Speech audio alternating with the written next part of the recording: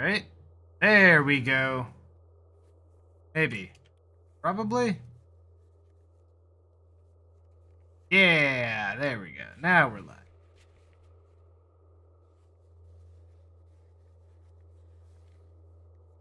Okay, everything should be okay. Yeah, I added the shadow. Oh, that's over me now too. There.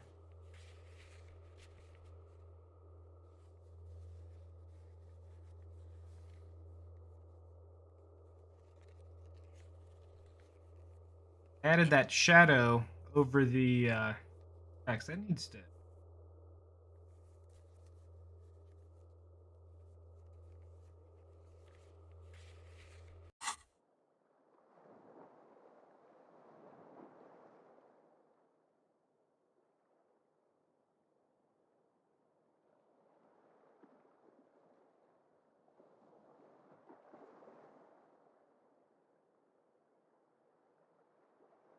Here as well, just in case the YouTube stream. No, it should be fine now.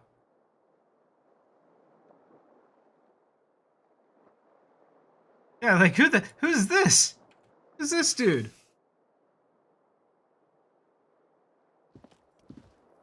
Okay, well we are almost ready to go, but my tea's done, so I'm gonna be right back real quick, and then we can really get started.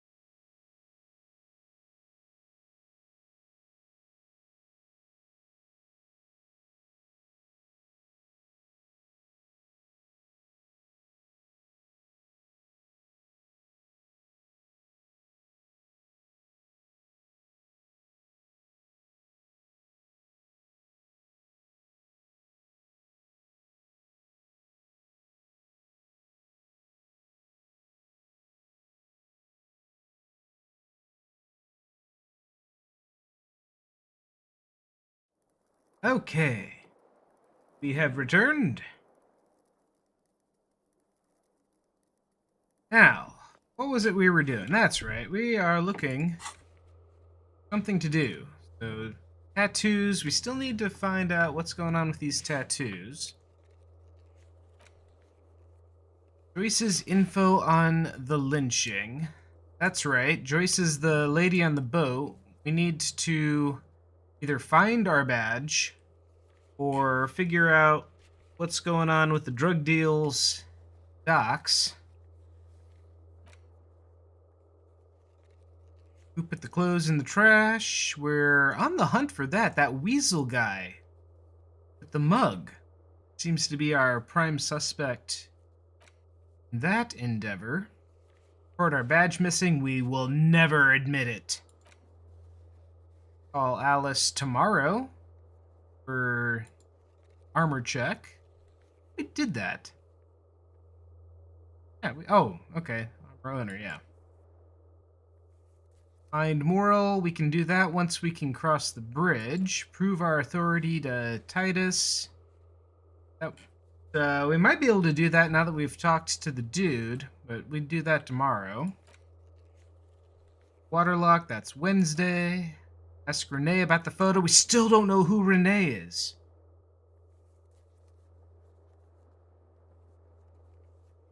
Trying to do everything in the city except solve the crime. I mean, most of these are solve the crime related. Find the murder weapon, eh.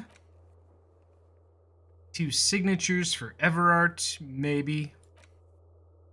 And the armored gloves. That's the little girl in the fishing village down the coast about the armored glove, but we can't do that until the bridge is done, so I think there's really maybe not much left to do but go to bed.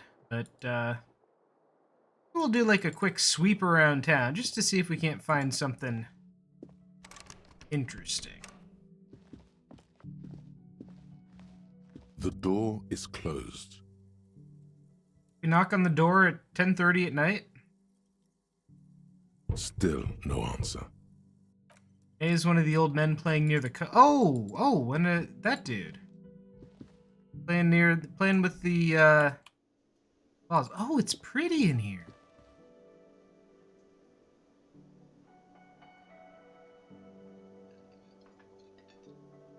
What's the button to make things light up? Ah, tab. Still looking hello, for her dear. husband. There you are again.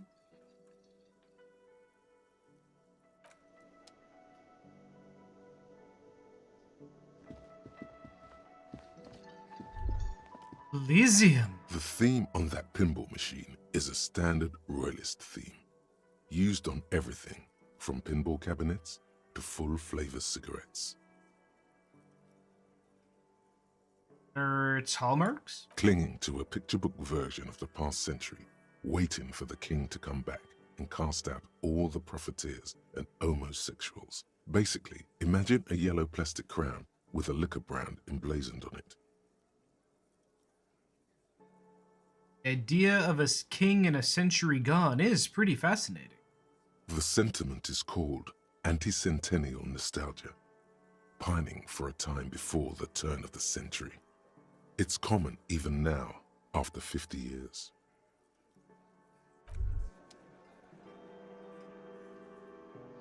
It's clear you like the hard stuff, Brota. Rota? What? Sounds like my stomach is growling. What is my lower intestine going on about? Lower intestine? The term is metabolic and circulatory system. Okay, but what's the hard stuff? Fascism, Brota. What is fascism, though? Many things, but it's mostly about trusting your gut. Who does your gut tell you is the source of Revishal's problems? But you were my circulatory system. We've discovered fascism. Quit stalling, Bruta. We're talking about the weakest, worst, most insane thing. The weak link. Financiers? Yes, them. But also, women. Women? Women. Men of war. You don't like them. They're insane. Their idiocy needs to be scrubbed off this world with rubbing alcohol. Woo men need to go back to the fucking kitchen. That's what fascism boils down to. The rest is also important. But the main thing is that woo men need to know their place. Am I having some kind of stomach seizure? Stomach truth. You're having a stomach truth. Why am I getting this? Because you've said the hard things that others won't say. The good things, you've said them many times. Fascism sounds so bad, though. What if we called it something else, like, conservatism? Okay, yes, let's call it that. Good thinking. That sounds much better. Traditionalism. You Okay. like the sound of that. Made up my mind. You're going to keep your views, right? Keep your views, Brota. Absolutely not. I'm not going to be played by an upset stomach. There's a slow, painful growl somewhere in your intestines, knocking on your alcohol-engorged liver. It is one of betrayal and disappointment. Okay, wasn't expecting that when I decided to pop out of town for the night. Thinking maybe like we would find somebody neat to talk to, not have a brief internal flirtation with fascism. Oh, surprisingly, the two elderly gentlemen are not here outside at 10:30.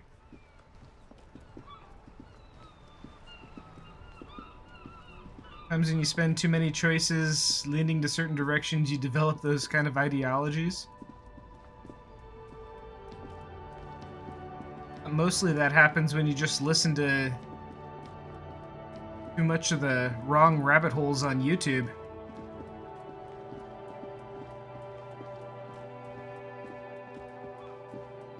And I've that's happened a few times with a couple of different ideologies.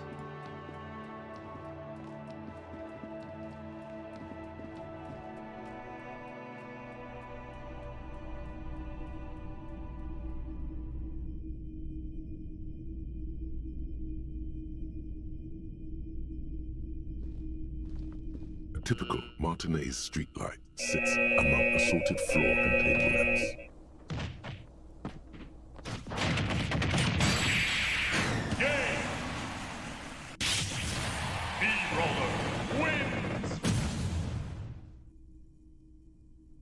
Thank you, Mr. Ninja.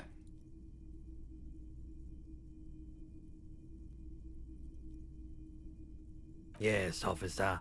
As you see, it's in perfect working order. His manner is casual, but his speech is careful, measured.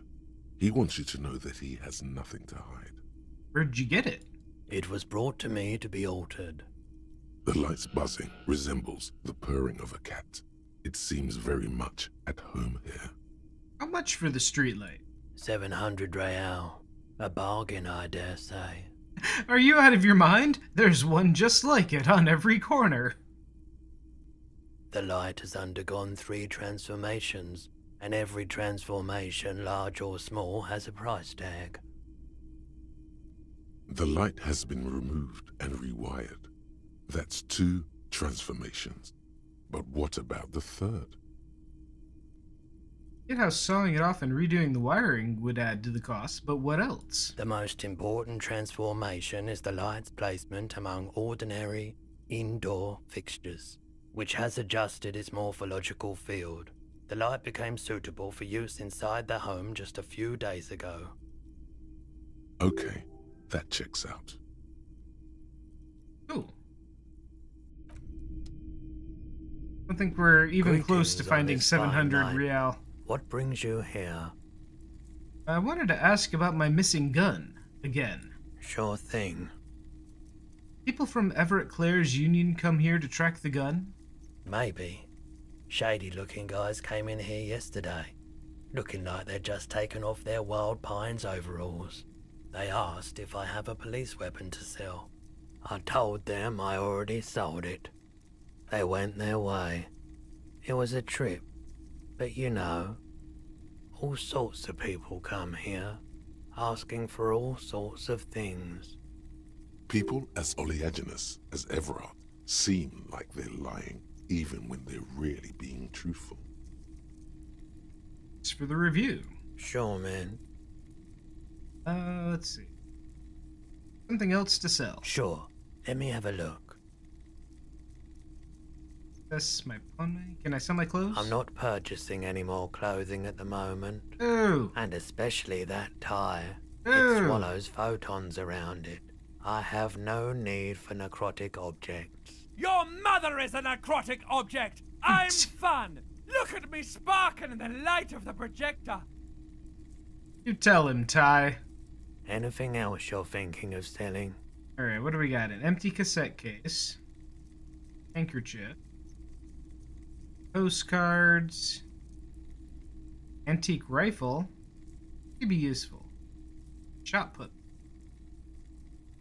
That may be useful?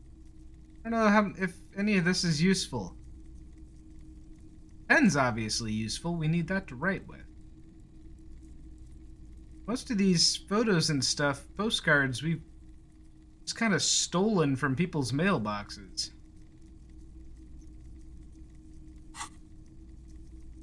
Another time, perhaps. Wait a second. Sure. Let me have a look. I have a fat. Does he know something about the corpse? Oh, no. I don't like those Oh, kinds of the objects. tattoo. No sale. You know what the tattoo means. Aphotic paths, counter-radiance networks, anti-magnetism. It's darkness. That's all I know. Sell me something lighter. You have absolutely no idea what aphotic paths are, but the tattoos on the man are not that. Oh. Have a literal rifle. Yeah, but it doesn't work. But it is similar to the murder weapon we're looking for. Another Having time, perhaps. having a weapon similar to the one that we're looking for may be useful. The boomboxes wait on the shelves, and your boombox, that gold and amber Harmon Waushi, stares at you longingly with its tape reel eyes. Are you sure this is all in working order? Absolutely. I've tested each one myself with recordings of speech, found sounds and music from a variety of genres. Even though I don't really like music. Doesn't like music. Really want to know is, could this device come in handy in my police work? If police work means playing tapes, sure.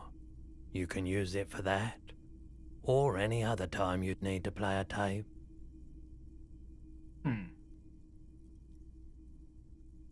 You have, I have an empty tape. An empty cassette holder. At some point, maybe I'll have a tape. Okay, we should remember that if we need to play a tape, that there's a boombox here. You see rows of toy soldiers guarding the rest of the trinkets displayed on the table. Some on horseback, others in rags, others yet in bright blue uniforms. You like All this are dude. stern and unyielding in their duty. Big men on big horses, clad in lamella armor and carrying flintlocks, the kind that would mow down a line of enemy soldiers in the blink of an eye. What are these? A classic set. The figurines represent the 5th century Franco-Nigerian cavalry. They're not all blue. These figurines also wear gold coats and caps, complemented by orange trousers. They are variously posed, wielding swords and rifles with bayonets. Hey, this looks like Rene, the old guy who was playing Pentic. Boy, see, now if I'd have come here earlier, I would have figured out who Rene was. That they do. The uniforms are precisely the same. Some even have the same shaped medals pinned to their chests. These royalist soldiers? Which ones? Ah, those. Yes, they are. I find the paint job a bit gaudy, but children like the bright colours indiscriminately. This set of soldiers isn't meant to look impressive. A few have rifles, but most of them carry pistols. Some even shovels and tall sticks. These even soldiers? You're probably talking about the revolutionaries, yes? Yes, they are soldiers, revolutionary soldiers. I think their poverty has been exaggerated for effect. When you place them next to the royalists, it doesn't seem like they could possibly win.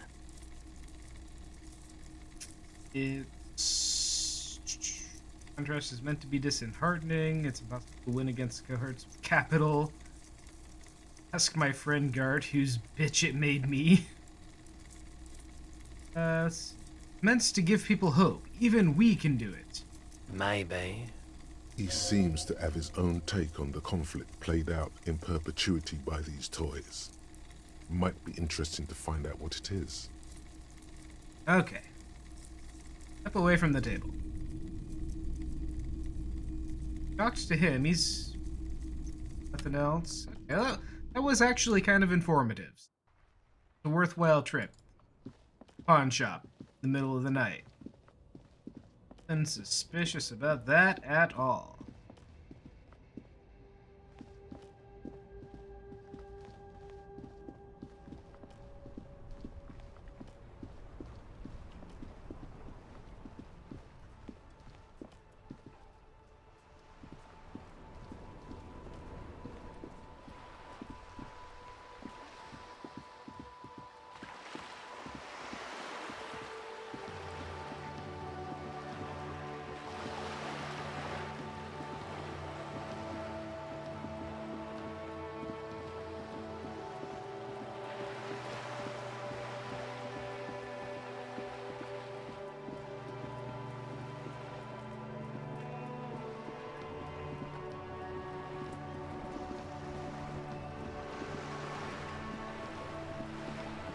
Could she be in, like, Her cabin or something. It's late to just You're be back. standing out on the Good. boat. What can I help you with? Tell me about Wild Pines. What do you do? What we do? I'm afraid I don't speak for Wild Pines as a whole. It's a giant undertaking. There was a touch of discomfort there. She wants to merely represent. Welcome, Smoke. How goes this fine Sunday? Gonna have to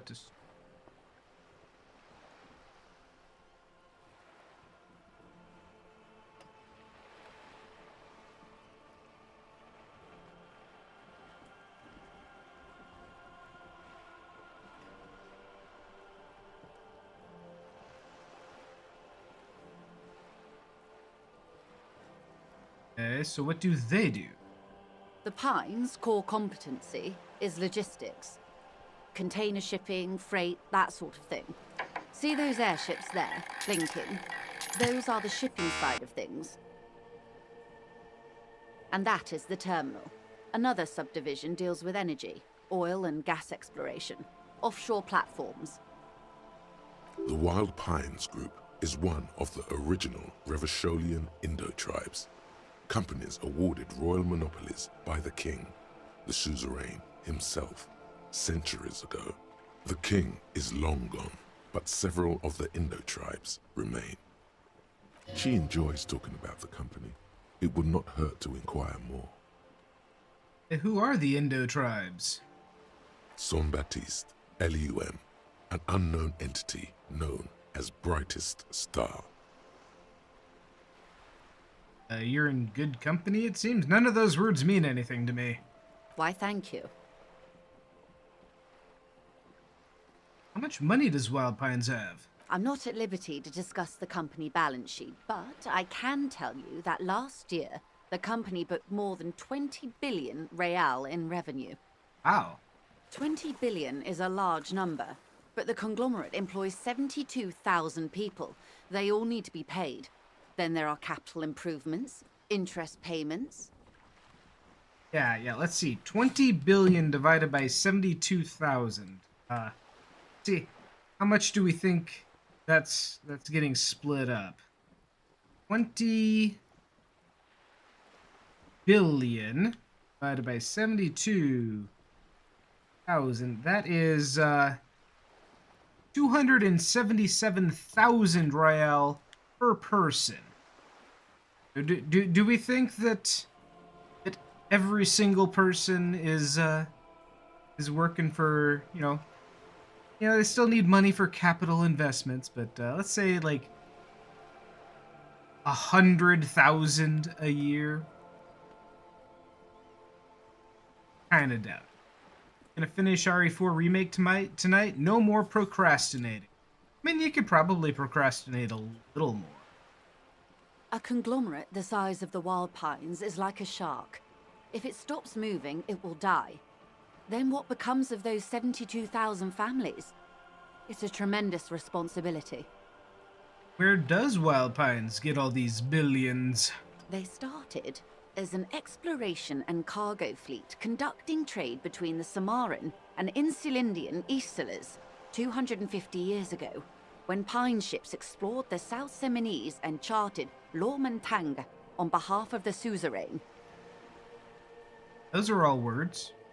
Centuries of care, deliberation, and madness have gone into this endeavor. Vessels pass through the great unrest to re-emerge with apricots in tow. The logic of the system is totalizing. It's taken everything from its employees to build it.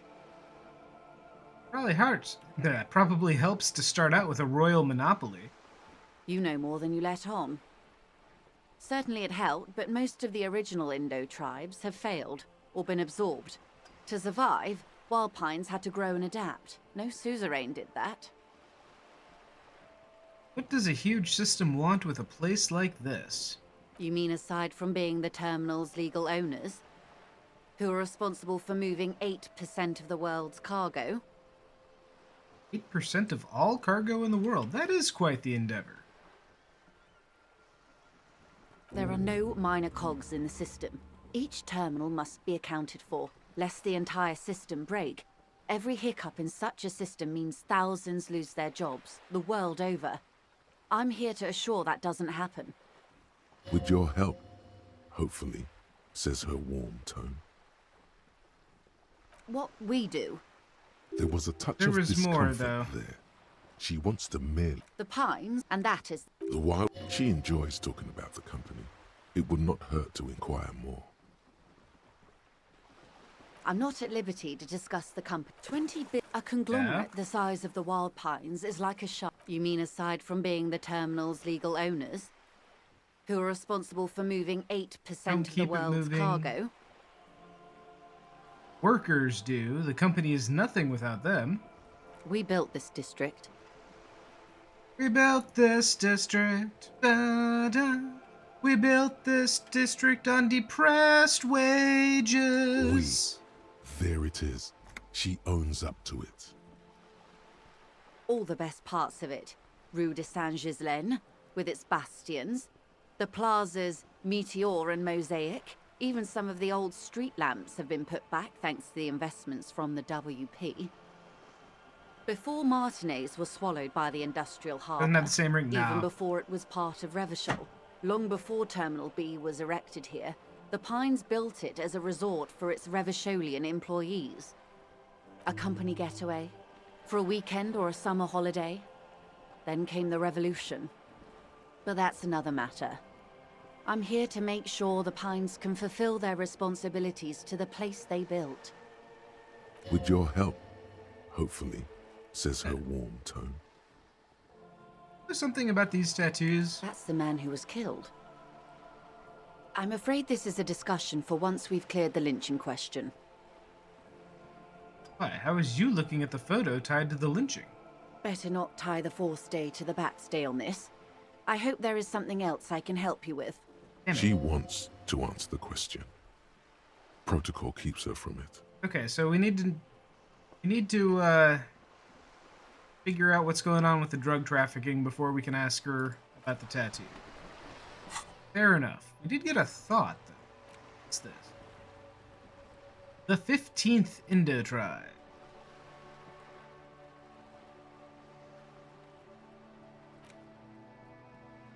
Temporary research bonus none. Research time 6 hours. Alright, what's this gonna give us?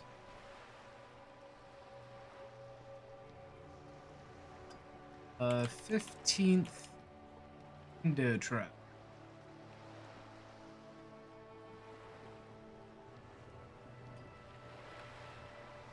Effects. 10 cents for every green orb. Oh! Yeah. Yeah, that's good. Take that. It's free money. I don't know how we're materializing thoughts into spare change, but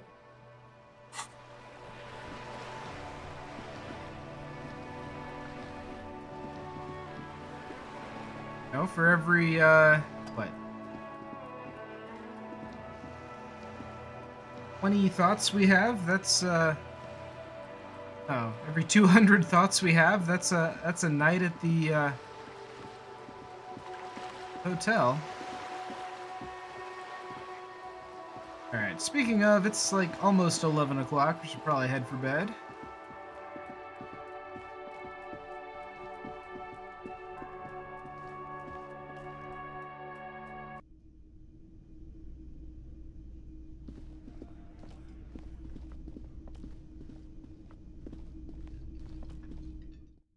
You meant the actual 11 o'clock. Boy, daylight savings times really got you twisted around. The bed is still cold from the broken window, and not too inviting. But it's yours. You've earned it. Okay, to sleep. The bed is still cold from the wind blowing in from the broken window.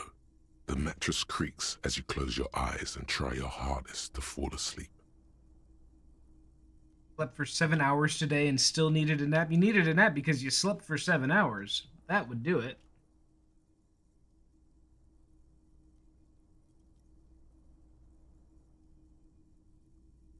I know. I feel like I'm right there. I didn't get out of bed till like noon, which was nice because it's like this is the first day in a while where it's like I don't have to be up anywhere. I don't gotta do nothing.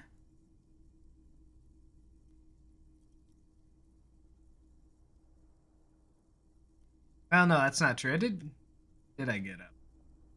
I was up at like 7:30. Then I just stayed in bed and like dozed on and off for 4 hours.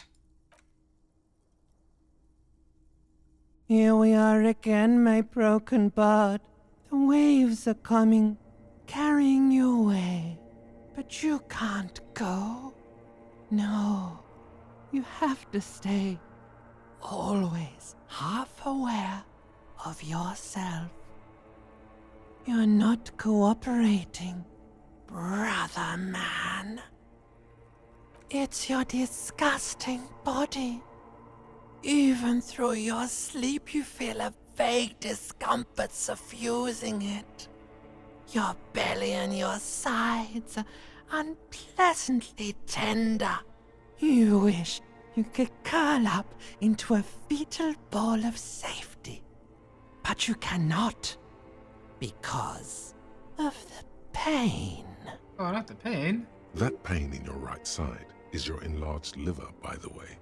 As for your kidneys, you've really been compounding the damage lately. I should probably drink more water. Every cell in your body is moaning in agony, asking, what did we ever do to you? Sorry, cells. It's all me. It's all my fault. Now, you're finally thinking about something other than yourself. Let's see how far that'll get you. They're my just desserts. I will endure this pain with dignity. There's no dignity here. Only reflections of your body mass. Flashes of the day. You keep coming back to yourself in the mirror. But why? To admire all your accomplishments? You're just stuck here, in the half-world. Could try looking at other people. Really looking. But why would you want to start doing that? I will. I'm looking at people all the time. I like them. Sure you do. They're all so friendly, aren't they? Some of them are. Some of them are nice. Others are scared. At least they're interesting. Each one has a process just like yours, running in the space between their ears, full of secrets. What do you think you're doing right now? Coming to some greater awareness? Look at all these lights, blinking in and out of existence. Thoughts! You're just pretending that you're asleep, even to yourself, while the world goes on without you. Let it. Let it. But it never seems to let you go, does it? Time to rise and wipe that shining sweat off as best you can. Gather your bearings. Rock and roll. We built this city on. Put on your prettiest face for the masses.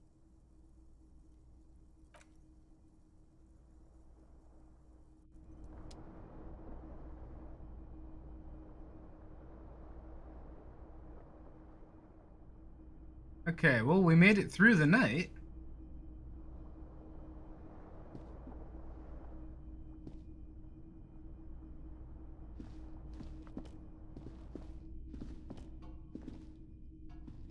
A mirror Feeling hangs on today. the bathroom wall. It's barely covered in steam anymore. It's your face in the mirror, adorned. We'll force we built this city into the stream. Yep, you will. The fan stands still. On the The light. lights Oh. are on. God. The lights are off again. The switch must be broken because nothing happens. The air in the room is starting to feel like vaporized urine. Pull it again. The switch must be broken. Damn it. The lights are... Is there anything we can see with the lights on that we can't see with the lights off? The fan stands... The lights are off again. The window stands broken in its frame. Cold wind blows in. The morning light hurts your eyes. It's hazy, but you see the ocean and some war-torn buildings. The morning light hurts your... Nothing there.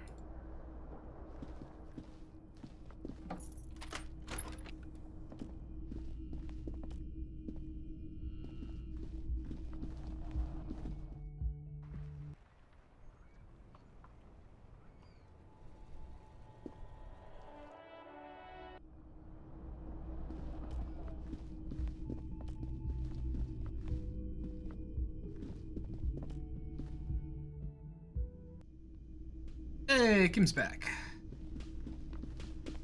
Yes?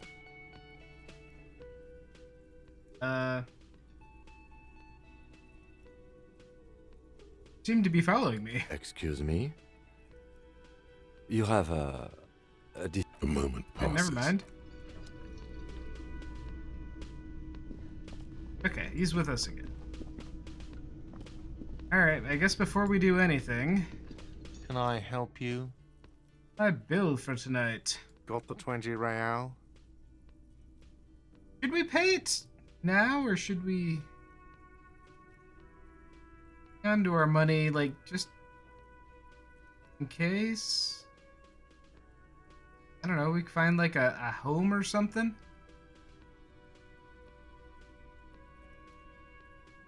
Then Yeah. why are you wasting He doesn't need to be paid right now. And who do we have here? These The people are woman new. in an RCM patrol officer's uniform winces as she notices you. The horse-faced woman. I would really prefer not to talk to you right now.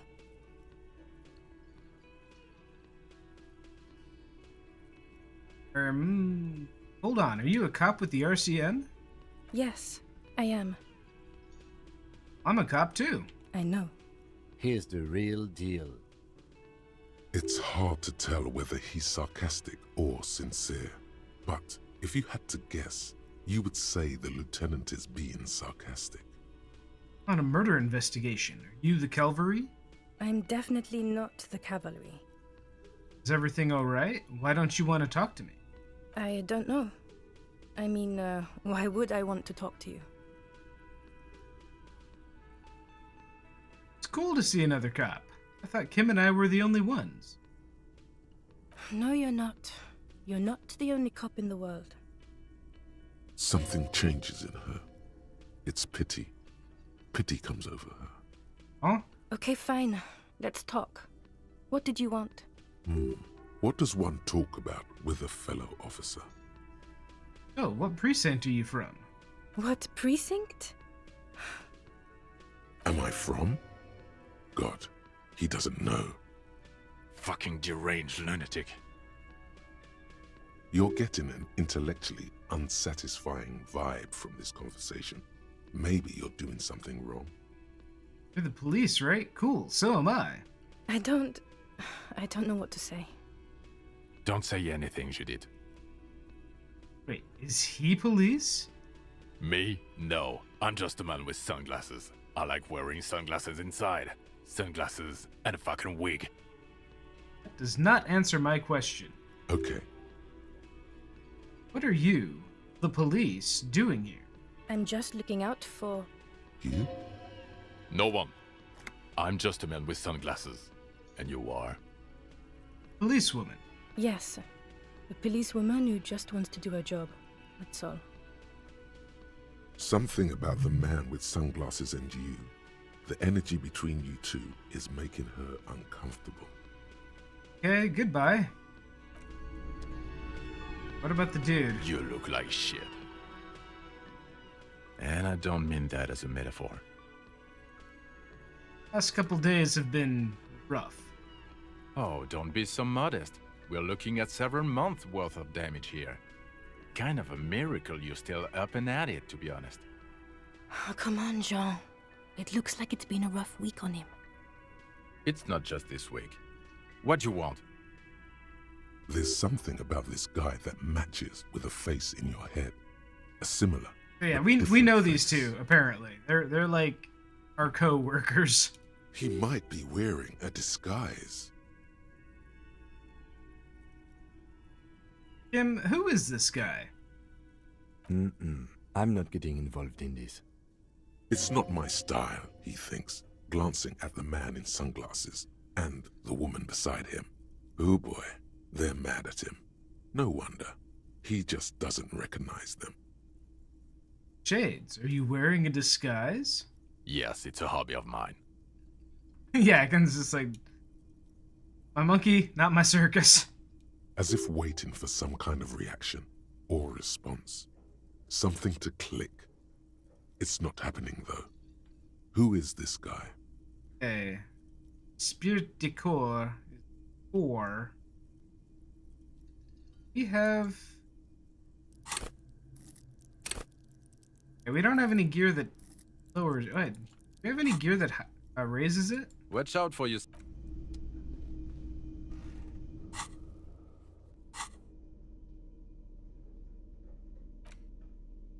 Ew.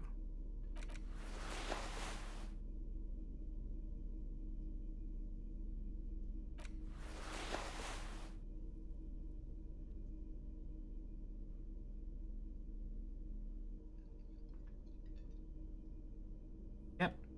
This'll definitely take us seriously. Yeah, that'll definitely. Again? I can't believe this shit. Something strange about this guy. Figure it out. You know what it is. It's like the two of you know each other. I think we Just barely ask passed him. that. Tell me the truth. Do you know me from somewhere? Oh, I definitely know you from somewhere. Another life. From where? Another life? Yes, from another life. A different life. Maybe the life of a police officer belonging to the ranks of the... To what station do you think you would belong in this alternate and totally fictional reality? 69. What precinct are we from? The 41st? Okay, that's plausible. That's entirely plausible. Now we're really getting somewhere. Are we? Are we really? Somewhere good. Let's talk about more of this hypothetical Station 41 you mentioned. Okay.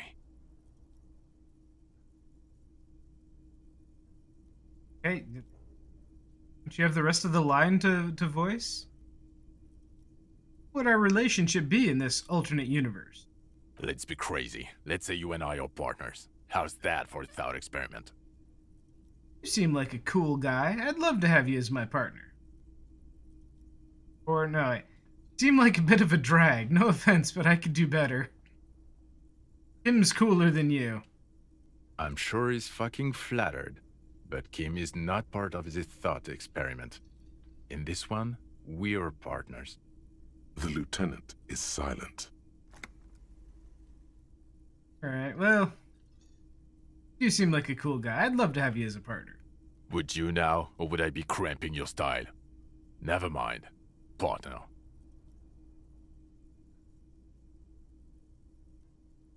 You wouldn't cramp my style at all. Okay. How about you stop wasting my time and get on with whatever you were doing then? Oh, do you have a crime to solve? Oh, no. You see, I enjoy watching other better cops solve crimes. And let me tell you, it's been quite a privilege seeing you work. This isn't helping. Who else is in our imaginary police station? You're not going to believe this, but... police officers. Oh, shit. Yes, sir. Solving crimes, locking up bad guys, and get this, And not getting that drink on at 2 o'clock.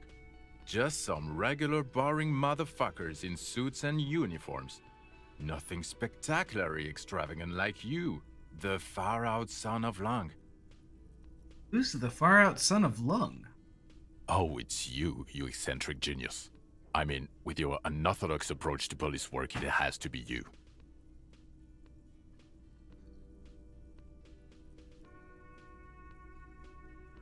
Wants to tell me more about him? Or her? Not even a little bit. It's an urban myth about an officer who is so far undercover he can't remember who he is. As I said, just an urban myth. You are not the son of Lang. Thanks, Kim. He's trying to protect you from further rough handling, dished out by the sunglassed man. Okay, yes, you get the joke. Leave it at that. Guess we're done. Neither can I, partner. Neither can I. Aw. It's a mere second, but it feels like you saw something. A gram of compassion in that sadness. I got some questions for you. I'm a cop. About what? You don't look like a cop. You know what you look like?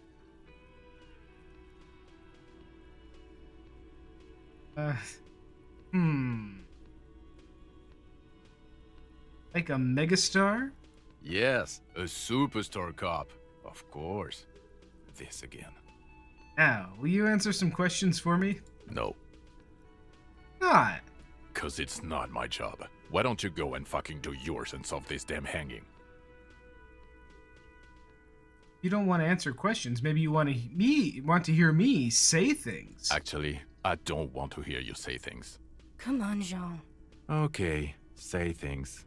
Suddenly, out of nowhere, case-related things start popping up in your head. Okay, so I'm doing this investigation, and it turns out he was shot and hanged. You think he was hanged as a cover-up? To hide the shooting? Basically, yes. Okay, well, Why am I telling you this? I don't know. Why are you? It's like you felt it would be intellectually stimulating and would lead somewhere. A custom even? Strange.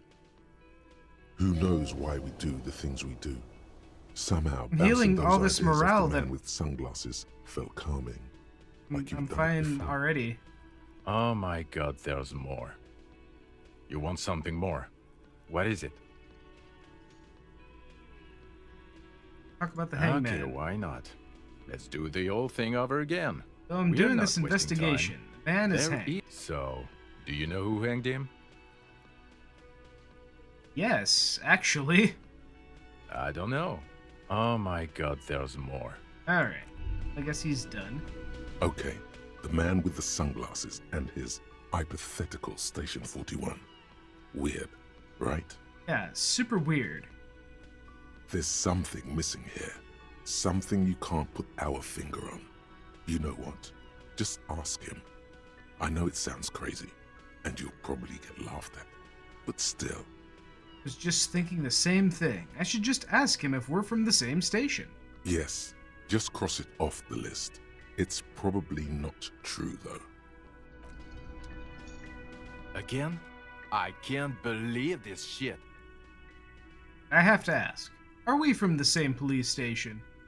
I'm going to say no. Just to see what you'll say to that. What'd you say? Okay. Okay. Jean, he said okay. Give it a rest. Okay, I was clearly wrong. He is a firefighter, male nurse, animal control agent, something of that kind. Not a cop. Go on with your cop work. Don't let me stop you again. I feel like that's not the conclusion we should have come to. Yes? What is it? Something's really bugging me. Are we from the same police station or not? God damn it, you leave her alone. Keep your weird bullshit to yourself and be professional for once, for fuck's sake. Can I actually help you with something? Jesus. Yes, of course. Preposterous. I mean, you would remember if they were, right? No, we Who have forgets their amnesia. squad mates? That's not possible. Are you with him? Of course I'm with him. Why do you ask? Well, he's kind of an asshole. You're an asshole. You know what? Maybe we're both assholes. Please, let's not turn this into another exchange, okay? Okay. Well, I think that went well. A productive conversation. Hi, gendarme. Another rendezvous. What is he doing here? I really didn't think we were ever going to see this guy again. Hi. Hi. So what brings you here? You live here, kind of. Composure legendary. What is it about the way he carries himself? I met your Sunday friend. You did? And how did you like him? Kind, helpful gentleman. Yeah, welcome in, Paratech Solutions. Right, he was magical. Magically bureaucratic. I told you, he can be very useful. I guess that's the charm of powerful people. Who is he? A visitor from the first world. He's not like you and me, gendarme. He can always return. Turn where? To his opportunities in Occident, sur la clé. Still, his coming and going brings some life to the village. Or is it just money? I don't know. Money's good. So what are you two? Friends, I told you. Sunday friends. Friends who like to get together from time to time. What does that mean, Sunday friend? That he won't be there when times get tough, I guess. Is that even a friend? It is. On Sundays. Why was he staying at your place in the middle of the night? Yeah, I wonder. He has keys. And he likes the view. To the sea, I mean. Yeah, to the sea. Hmm? What about me, gendarme? Yeah, what are you doing here? Admiring the atmosphere. What about you, officer? Yeah, thanks for the follow. I live here. My room is right upstairs. Convenient. But what are you doing here? Talking to me? Oh. I live here. My room is right upstairs. Tell me about that muscular type who came to investigate the crime. Oh yes, let's see. He knocked on my door a few days after the lynching. I think he was going through the entire building, asking questions. What did you tell him? Nothing. That I didn't see anything. And he believed you? Why shouldn't he? Did you tell him about your friend? What friend? Your Sunday friend. The witness. No, I don't think it came up. Good. What did he look like? Muscular, handsome, strong, like one of those military types. Is he alone? Yes, but he was speaking to someone on his earpiece. Earpiece? Yes, you know those tiny speaker microphones that fancy security guards sometimes wear. What was he saying? Just reporting back whatever I was telling him. Besides being muscular, did he have any other identifying traits? Oh, let me think. He had an accent. He sounded like one of those mercenaries. He sounded vaguely Oranese. No, not vaguely, scratch that. He sounded definitely Oranese. Thanks. Sure. Anything else on your mind? Anyway, we can hit that composure Bye-bye, check. gendarme.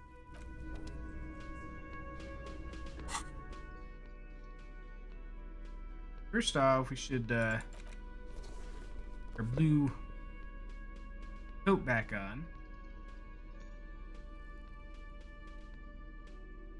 Oh, something else that changed, right? Not.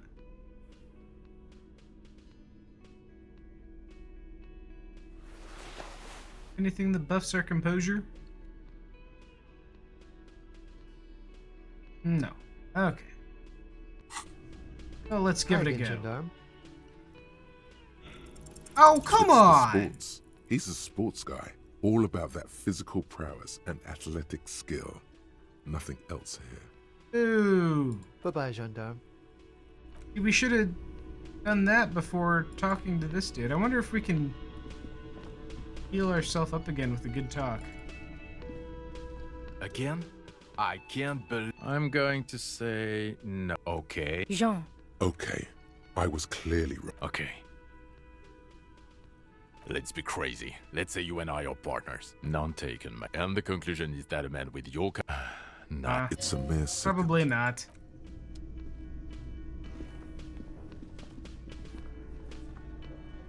I should warn you I've got nothing to say to you. before you're Why about are to you fail a wasting your check time? that's gonna hurt you.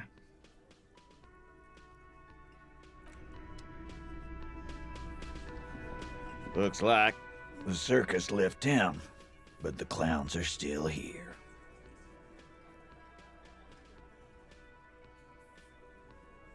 He and Everett talked. He promised you'd cooperate.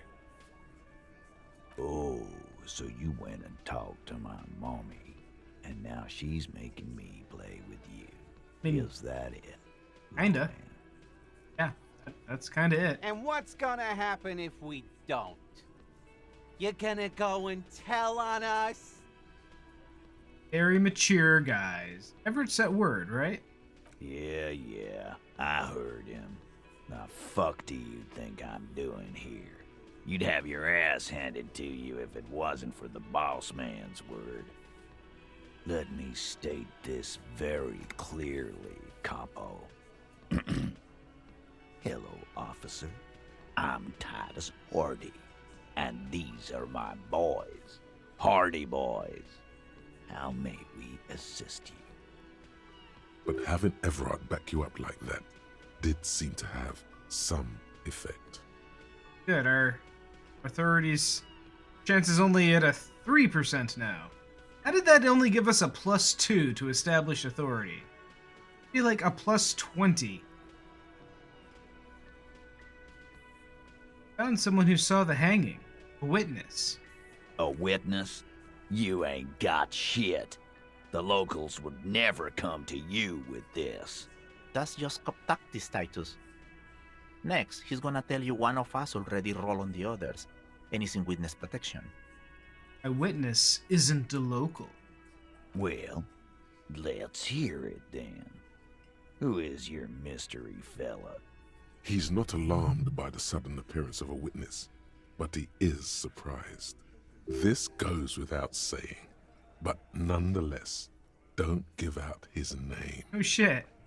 Who he is irrelevant. It's like you said, Al. Copper's coming up with this on the spot. There is no witness. I've seen this shit a million times, Titus. Fly fishing. They are desperate. Tell us, Copper, what wacky claims did he make? It said the hanging went down very quietly. No shouting. No commotion. It's you assholes that feel the need to go around like a fucking brass band. The Hardy boys are dead silent. Yeah, it's like they put cowbells on you before they send you to the streets. What's with the cowbells, policeman?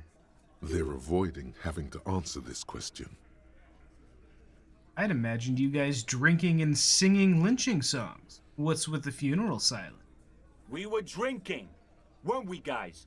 I hit the bottle hard. I was drunk as fuck. Right, I'm convinced, Glenn.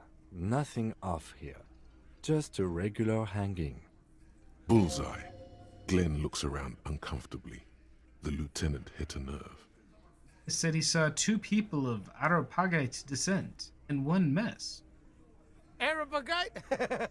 Boss, I think he's trying to say me and Theo. Well, yeah. What is confusing you? Eugene, Theo, and Elaine were there too. I already told you. We were all there. Witness said it all looked like a surreal play. That means absolutely nothing to me. Sounds like some made-up horse shit. It means the whole scene was long and drawn out, like it was from a film. What is this fella's problem? Sorry we didn't make it more action-packed. It wasn't the first thing on our minds, you see? Shanky. It's Shanky, right? I thought there's something wrong about the lynching story. Now I know there was. You don't know shit. I know you are lying, Shanky. You didn't break this wagon fort, but you did manage to rattle the people inside a bit. Woohoo! Great witness. So much bluster to hide the fact that they're uncomfortable with you The having percentages aren't moving. Found a bullet in the hangman's head. A bullet, you say? That's mighty curious. Indeed, mighty. How did it get there? Well, there are so many bullets in the world, and so many heads. I guess it's only logical. At some point, one of them bullets had to end up in one of them heads. Makes a good point. Makes sense. It's bound to happen again, you know? Just statistically speaking, of course. Not wrong. Sire, it would be an event most dramatic if you were to produce the bullet and dangle it before their very eyes. I ask you again. Why was this in the victim's head? Wow! He's got it in a real evidence bag and all! Why don't you go home and log it into evidence? These men have told you what happened. You guys shoot him? Shit! I probably did shoot him. I was drunk last night. You guys know me when I'm drunk. Yeah, Glenn likes to shoot his guns when he's drunk. Better hope he stays sober. No, he meant before he was hanged. Did you shoot him before you hanged him? Before? After? During? This is getting ridiculous. They told you what happened. Stop wasting your time. I think the hanging was a cover-up for the shooting. You know what I think? I think he was shot in the head as a kid, and his brain grew around the bullet. Around the bullet, man. That's a good one. All the goofing around is to avoid lying. It's a technique. They're only pretending to enjoy this. Beneath the act, they don't like you knowing this. Don't worry, we'll figure this out. Sooner or later. Never been worried in my life, lawman. It's not like you blew it wide open, but there's a little crack in there, somewhere. Now what are we at? Oh, hey, look, we got it from a 3 to an 8.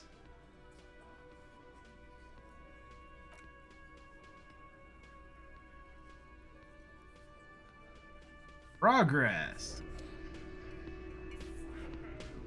What you? You got I've any, got nothing to say any to new you. thoughts? Why are you wasting your time? Are you so aggressive? So you were... We've talked to everyone. Listen. Fuck yeah. So ask what you came to ask. Or get back to your commanders. Yeah.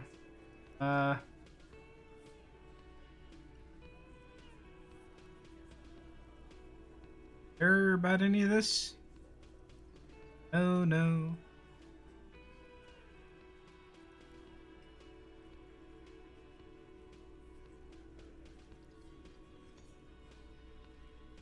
Yeah, alright, Let's. whatever.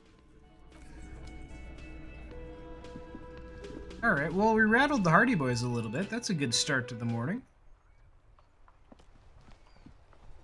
Let's see, what else do we have to do? We can call, Beck. Damn it, have the thought. In the morning light, the white on blue police livery on the motor carriage cannot but catch your eye. Why am I thinking about this? Do something important? Something murder-related? There's always something important. Doesn't mean you can't take a moment to admire this piece of machinery. This is a Caprice Kanema, the Caprice Motor Corps follow-up to their highly successful workhorse, Caprice 40, and the answer to the Lum's racing breed, Ferv series.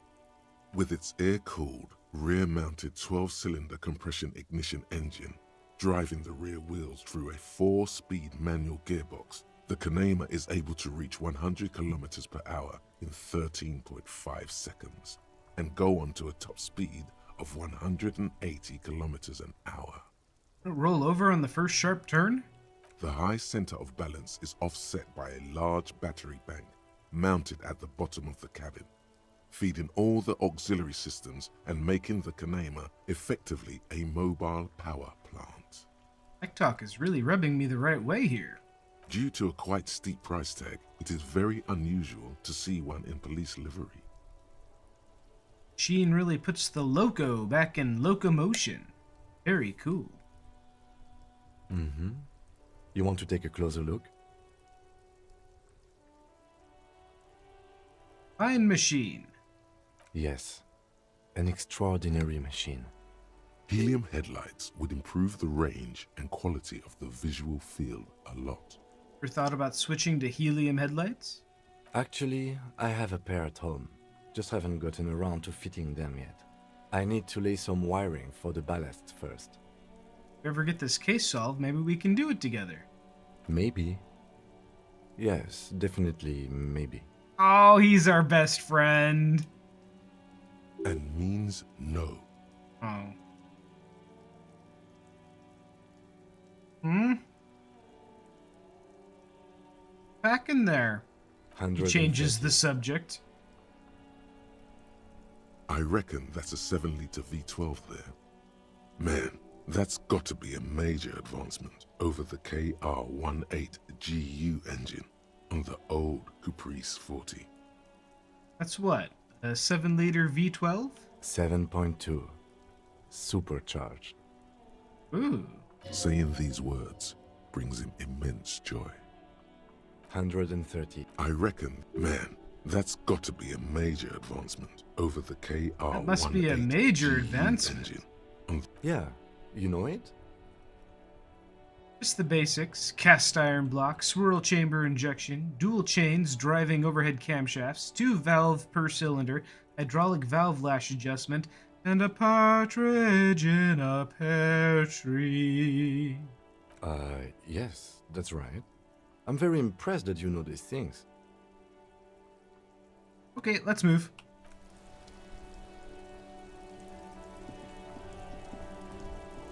Inside, you see a set of steering levers, a radio microphone. This is Precinct 57. How may I assist you? Did you find out more about the owner of those armored boots? Sorry, sir. I still haven't heard back from the database people. Try calling again later. Is there anything else I can do for you? Nope, I guess not. 57's over and out. In the cabin, you see a set.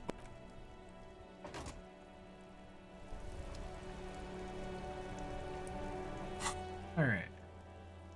So, what else do we got? No on the pants, no on the karaoke, no on the secret passage, no on the call. Still not getting anywhere on the tattoos, or from Joyce. Hey, we should head back to that dude's place and see if he's there, to see if he put the clothes in the trunk. No on the badge. Call Alice later. We'll go see if we can't fix the bridge. So we'll go up here first. See if anybody's home. Oh, who's that? Get up there.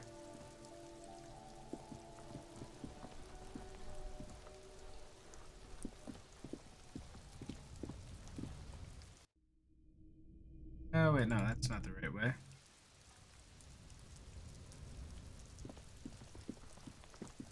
Here. I wish I could path all the way over there. Take down one of these sections of fence.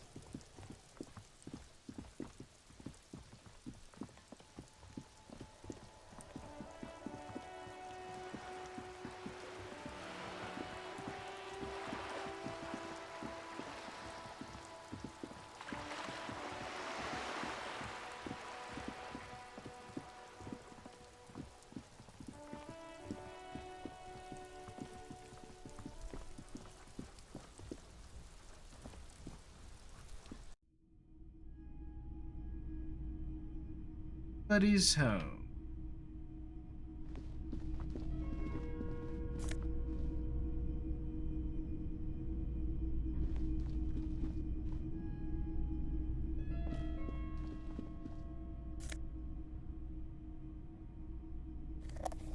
Take his magnesium. I might take his shirt too.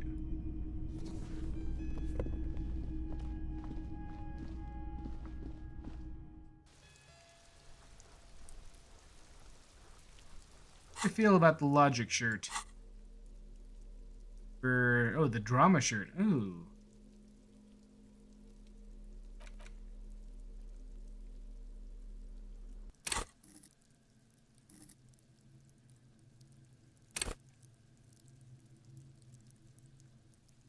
Oh yeah, we did take a hit on logic.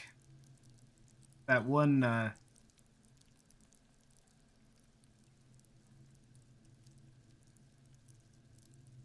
build raw intellectual power. Deduce the world. Drama's still pretty good.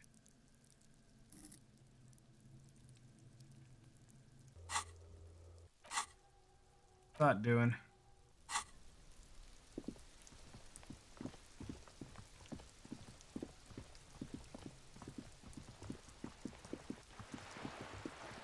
Oh yeah, we should talk to the old dudes again.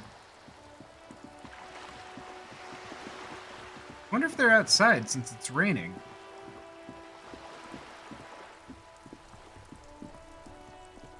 Yeah, they're there. Officer, Hey, I found your guard booth. Pull yourself together, René. What do you want? Yes, the Debardeurs Union pays me to stand vigil during the night. Not out of any political allegiance, mind you. I'm an old man. Don't sleep more than a few hours every night anyway, and money is tight. He feels like he has to justify himself for some reason.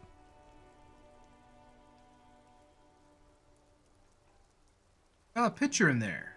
Who were in it? You looked happy. Who's the girl? She is nobody. This is none of your concern, and I refuse to discuss my private affairs with the RCM. Oh? The lady is Jeanne-Marie Beaulieu, and she sure as hell wasn't a nobody. Thanks, Gaston. Must have seen something on the night of the murder. Your booth looks right into the yard. Yes, it does. Unfortunately, I wasn't working that night.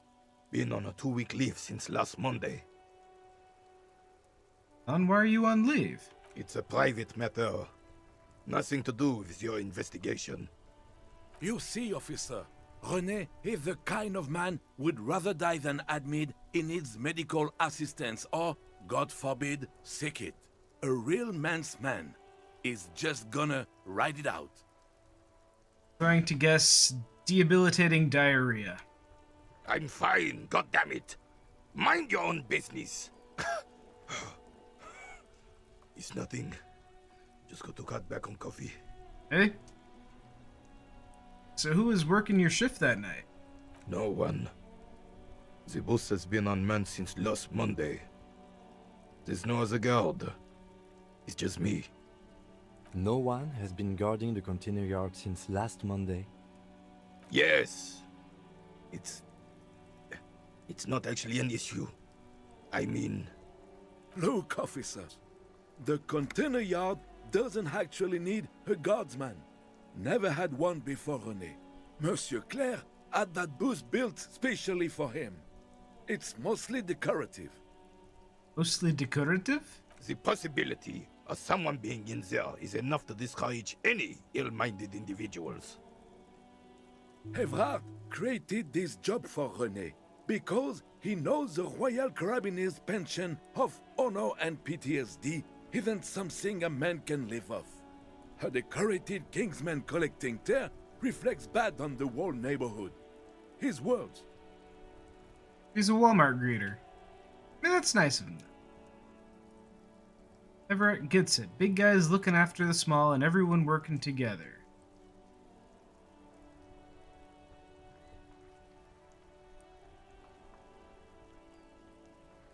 Can we conclude the topic of my guard booth now? I got it. Thanks. Yes. Like I said, I would be up anyway, so might as well keep an eye out. It keeps my senses sharp. Seem to be playing in a crater. Yes. The terrain here provides an interesting variety to a familiar game.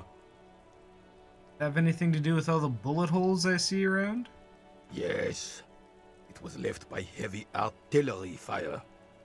Okay. Why what?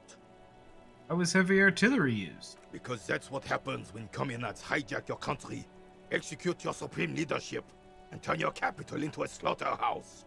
You use heavy ordnance to clean up your home. Did you use artillery fire against them? Sadly, no. It was the foreigners who brought them to their knees. We fought valiantly. Too valiantly. So valiantly we got licked.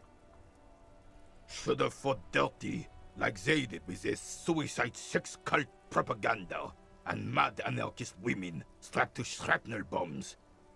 We didn't though, and we lacked caliber. God bless him, but the suzerain's cannons simply weren't big enough. It was probably a bit more complicated than that. I show them here in Martinez. Because this place is a damn beachhead. Had to soften the commies up first. Beachhead? Yes. The military coordinated amphibious landing to take back Revachol. He finds your lack of historic knowledge troubling, a sign of mental deterioration in the preceding generations. Martinez was used as one of the 3 footholds in Revachol during Operation Deathblow in 08.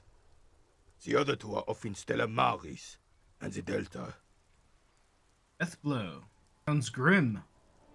This here is Blood Ground, where coalition boots first made landfall and cleaned those rabid dogs out. Most likely, we're playing pétanque on their mangled corpses. Blood ground. You got old René going there. Like he isn't hungry enough already. Hold on, the coalition? Mm-hmm. Don't get me wrong, officer. I hate those foreign dogs, but the enemy of my enemy and all that. They're the lesser evil. That explains all the war damage. Damn right, son. They laid the fire of hell on the city before they stormed it. And it worked, too. The rest of the city got cleaned up, but Martinez they keep as a monument. And now the Union Socialists are practically running the place. Well, it's your own damn fault. You, we, the coalition, Revachol, whoever you want to blame, never finished the job. Officially, the party never surrendered. Of course they still all influence. You don't even begin to truly understand the players on the table, let alone the specific circumstances surrounding the... What do you think? Thinking men have Do I think? opinions on these things. Present one.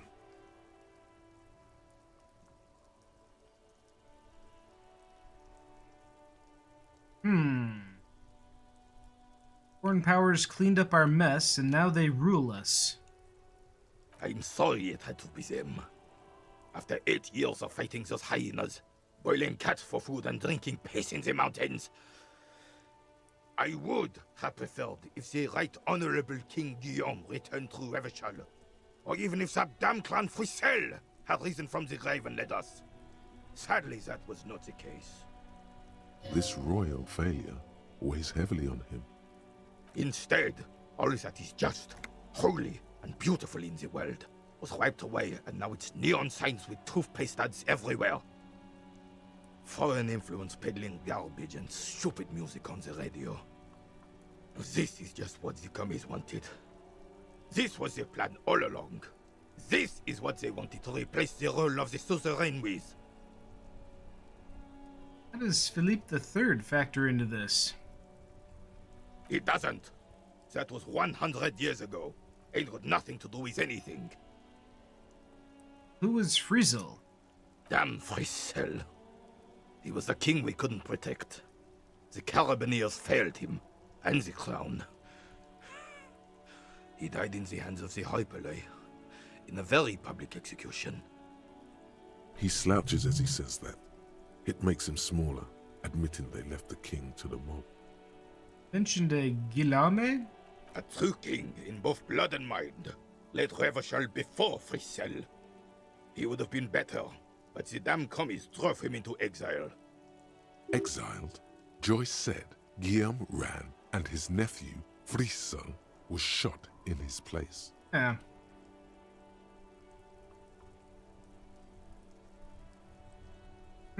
Do we tell him that?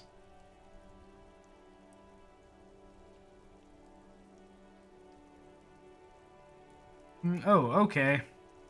We don't need to stir this guy up. What else? We wanted to have a discussion.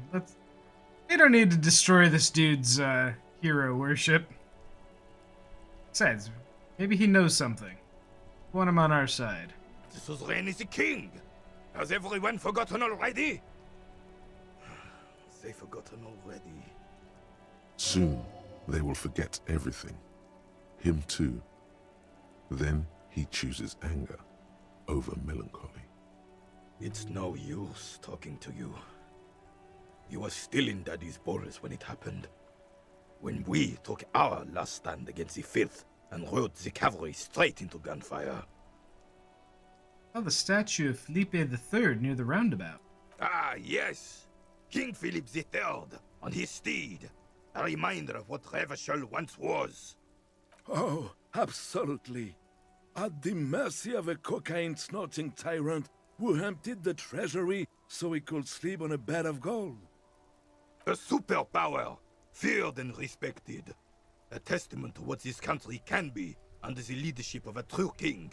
Someone who knows how to rule. Wait, what was that about cocaine? How should a true king rule?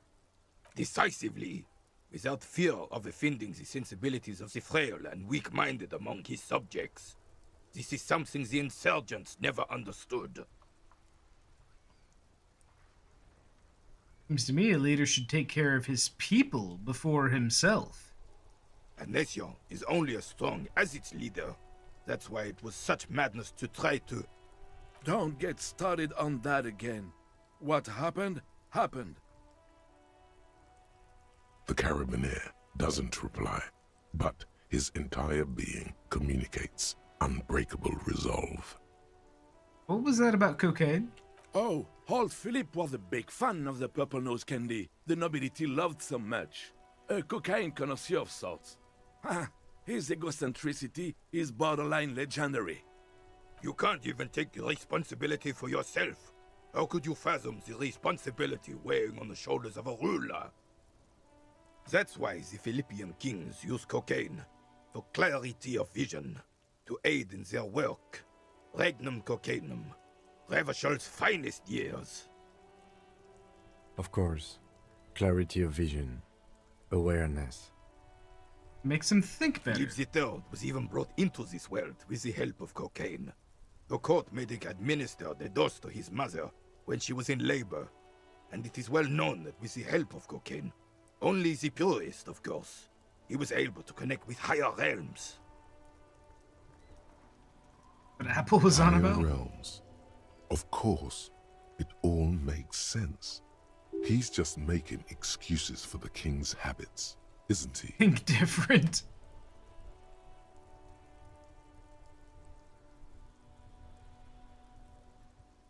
Like irresponsible behavior for a monarch. Drug users shouldn't even operate heavy machinery, much less rule countries. From what I've seen of the officers of the RCM... But I don't want to get into a debate about drug policies. Let's talk about something else. No? Yes. The terrain here provides an... Yes. Why what? Because that's what happens when communards hijack your country. Execute? Sadly no. Should have... It was probably a bit more complicated than that. Because this place is... Yes. He fought... Mountainous was used as one of the 3 footholds in Revachol during... This year is... Blood ground. You got old René going... Damn right, the rest of the... Well... You don't even... Thinking men have opinions on the... I'm sorry, I would. This Instead, this is just what the commies wanted. You mentioned Guillem. A true king. Exiled, Joyce said... We're gonna Guillaume destroy ran his and heroes nephew, after all. Frisel was shot in his place. Homies didn't drive Guillem out. He left when things got bad and left Frisel to take the hit. This is communard propaganda. Guillaume would never do something like that. He is Le Lion. There we go. The suzerain is the king. Has everyone forgotten already? Soon, they will forget every... It's no use talking to you. He was stealing Alright, Daddy's well, we bonus know his great job hand situation. That gives when us we a plus, took but our last stand again. doesn't help us too much. Hey. Torek. Who, me? Yes, you. Word on the street is you're ready to start building communism again. Again? Yes, you're ready to start building communism again. You've built it before. They've built it before. Hasn't really worked out yet. But neither has love. Should we just stop building love, too?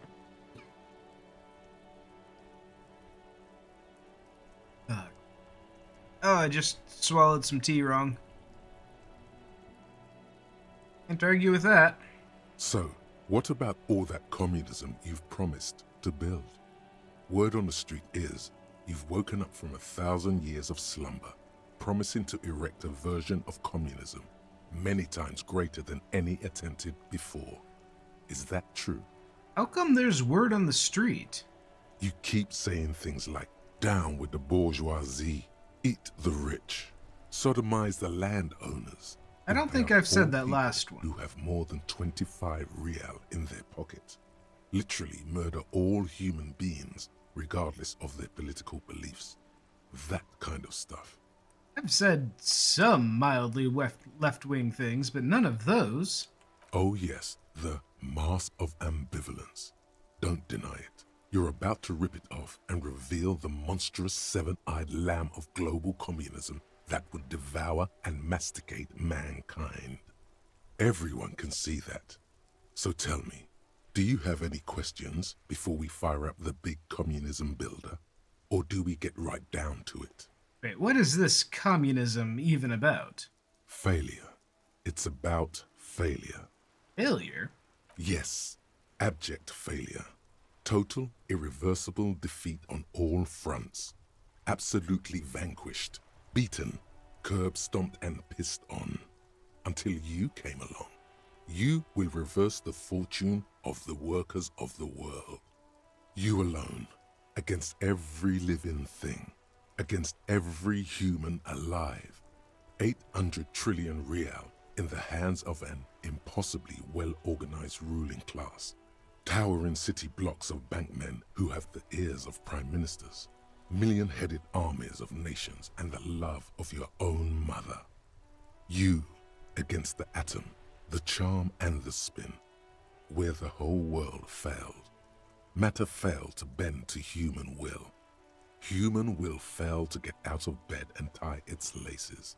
You alone, single-handedly, will rebuild the dreams of the working class. You are the last communist. Now get to work, comrade. But that... what's it about? Failure. It's about failure. I don't do failure. Of course you do. You are failure. You are communism. Absolutely vanquished, beaten, curb-stomped, shat on. While everyone else is out partying, having a callous laugh, you will reverse the fortune of the workers of the world. You alone, against every... You okay, yeah. now We get heard to about work, that. comrade. That's too tiring. I don't have that in me. I'm better beat down and broken. Very well. I guess no one will build communism then. Tell the working man it's over, unless anyone has objections. No objections. It's mathematically impossible to achieve a classless society. Everyone knows this. Anyone? Anyone else? The last There's communist. There's no one. Okay then, lie down and let the water carry you downstream. Goodbye, communism.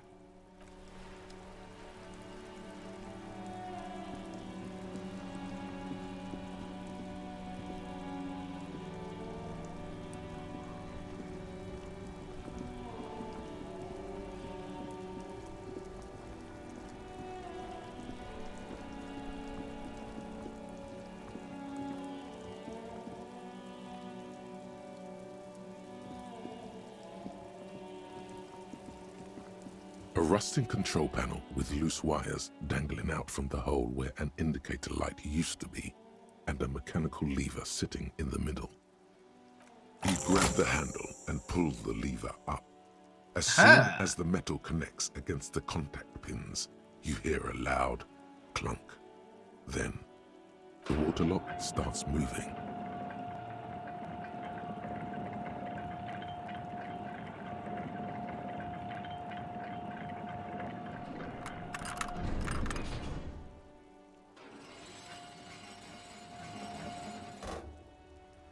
Okay, if we ever need to get to the coast, then this is the way. But please, contain your wanderlust for now. I don't want us to get sidetracked, not with everything that's going on. Oh, weird. So getting sidetracked. Focus on one thing, achieve it, then the next, he thinks. That's the task chain.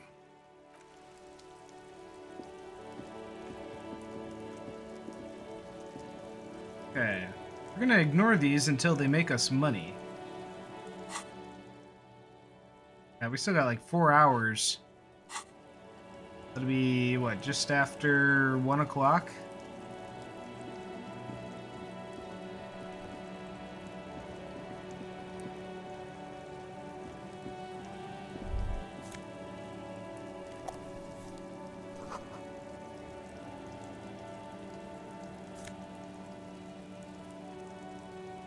Empathy glasses. That'll hurt our logic even more. We're wearing +1 logic glasses, so that'll really hurt our logic if we switch them out.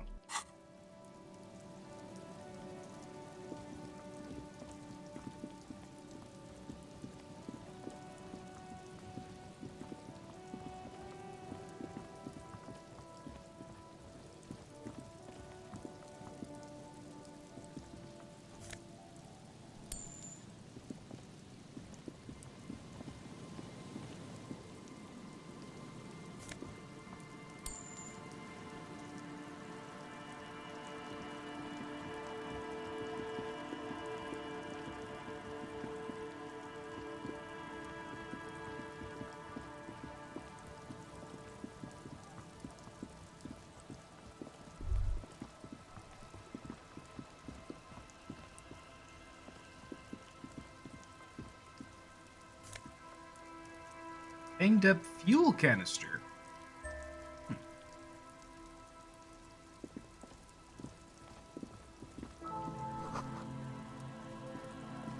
Prints in the snow. They lead away from the accident.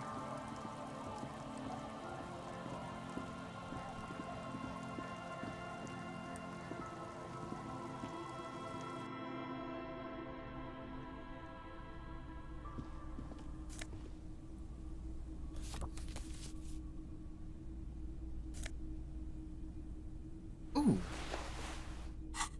We wear it? No. No, I want to wear the... Oh, wait, yes! We got the tie off! We got the horrific necktie off! Now we have the drama tie. Whoa, Kim. Kim, what are you doing there? Kim, why are you in my menu screen?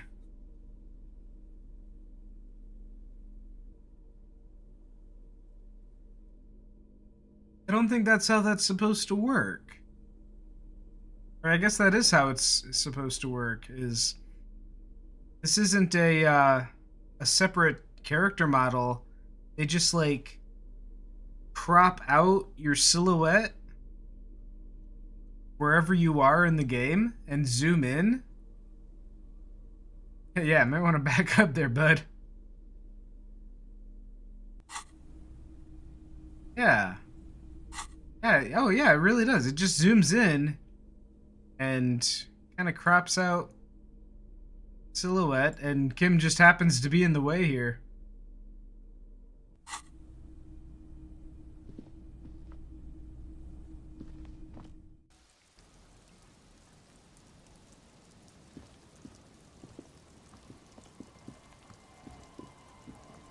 Okay, so we gotta find, what's her name's husband?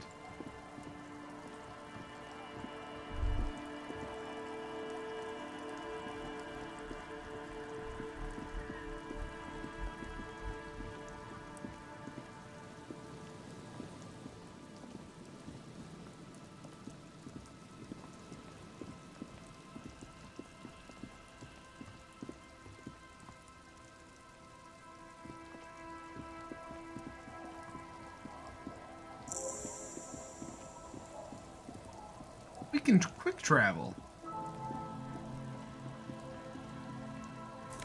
How long have we been able to quick travel? Hey, tequila! Idiot doom spiral. 30-something man clad in a two-piece Lakira tracksuit puts down his pilsner and extends his hand in greeting. Good to see you. How's business? How's the whole reality situation treating you? Shake his hand. So what's happening? Wait, tequila? Yeah, Tequila Sunset. How are the, high-concept, reality-based adventures proceeding? He says it like it's obviously your name.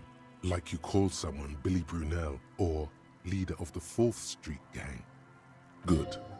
These people know your true name. Looks like it has preceded you, Mr. Sunset. More on that later.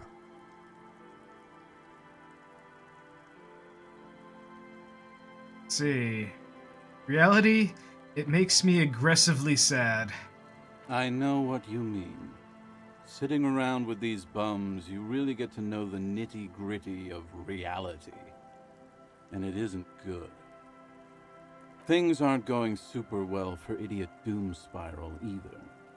Haven't found those keys yet, haven't won that great piece of ass back. No word from my business buddies. This guy's your buddy. You feel it immediately. You belong to an organization, a fraternity of drunks. What do you guys do around here? We are saving the world. Please don't go. Don't go. Okay. Okay, we're drinking. Ah. We're drinking alcohol. That's what we're doing. I tried to save the world once, a long time ago, with enterprise, creativity, and willpower. But that didn't work out. Okay, so is it a coincidence that he kind of looks like a messed up Reed Richards? So now, it's a pirate's life for me. What is a tequila sunset? You keep saying it. It's you. Your Tequila Sunset. How do you know this? We've met before. Don't you remember? Where he lost everything. No, you sure don't. No. I don't think you're ready for that grade of reality yet. It'd be ill-advised for me to tell you. You gotta go do the intro yourself. Come back when you've been to the motor carriage. Tequila. He points toward the waterline with his bottle. You too, Tequila Sunset. Yeah, no, that's definitely my headcanon. This is like this universe's Reed Richards.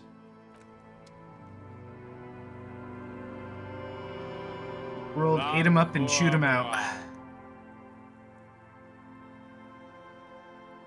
Or chewed him up and spit him out.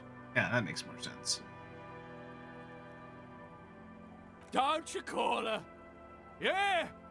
Don't call Abigail! Who's Abigail? Abigail. Don't you fucking call Abigail. Abigail is his wife or girlfriend. Chances are she's gone. Calling her wouldn't make it any better or worse. You're not going to get anything out of this guy. He's too drunk. Why shouldn't I call Abigail? He snorts and beckons you to lean in closer. No, we're not doing that. He waves his hand as if shooing you away, all the while murmuring something indecipherable. Tell me about your friends. Don't you fucking call her! Hear me? Abigail. Okay. He's having a moment. Good to see you, friend. Do I have deals set up for you, buddy boy? Does he actually know you? Or is he just shopkeep friendly? Good to see you too, friend. So what do you want? I got smokes. They're cheap. Very cheap. I got pilsner. Great deal. You won't get a better deal on that piss. Spirits I can let go for 300 real. I also have speed. And by speed, I mean amphetamine. Friend, do we know each other? Sure, friend. You know it. Don't mind old Rosemary here. He's a buffoon. Let's have a word after your high-concept transactions. I'll give you the lowdown. Amphetamine? Aye, by amphetamine I mean speed. I didn't think you heard me when I said I'm a police officer. Sure did, buddy boy. That's why I said amphetamine. I mean speed. I mean amphetamine. I got both. Oh, by speed you meant amphetamine. Aye, that's what I said. Right.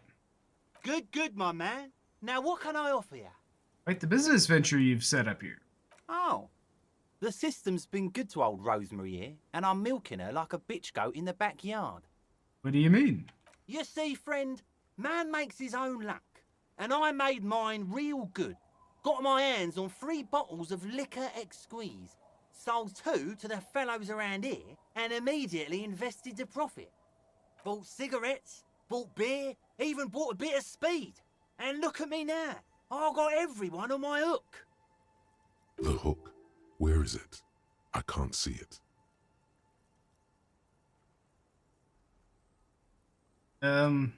Like you're on your own hook. Let's see. Impressive entrepreneurship. I approve. Mm-hmm. Hook 'em and cook 'em, huh? You want to buy something? Let's keep it moving. Why does the bottle of spirits cost 300 real? See, friend, it's real valuable. Worth every real, if you catch my drift. Got it from a bit of a business venture. Uh-huh. You know, it's funny, actually. What is? What? What do you mean, what? What did you think is funny? This guy. I don't think we're getting the story. Conversation might bring a discount, no? But where did you get the bottle from? Oh, this is medicinal spirits. The good stuff. Got it from the doctor's office. I got one of those scientific ampoules a few months ago. Torpedo, they call it. It's supposed to keep a man from taking a drink. Didn't stop me for shit, that's for sure. 5 lemons with half a pack of butter and you're good to go. That sounds dangerous. It was. In a week, the goddamn kidneys started giving me all kinds of help. Finally, the missus took me to a private doctor's office. Not a charity, the real thing. Those arseholes charged me 4 real to remove the damn thing. But I came out on top after all. Okay. How? The idiots left me alone in there. Now, I used to teach high school biology. I know what doctors use to preserve dead thingies. Fight 3 cans of this blue medicinal stuff from the back room. Threw the snakes out and voila!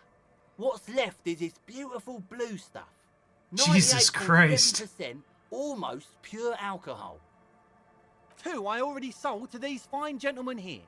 But this last one is yours for 3 real, if you want it. Don't say it.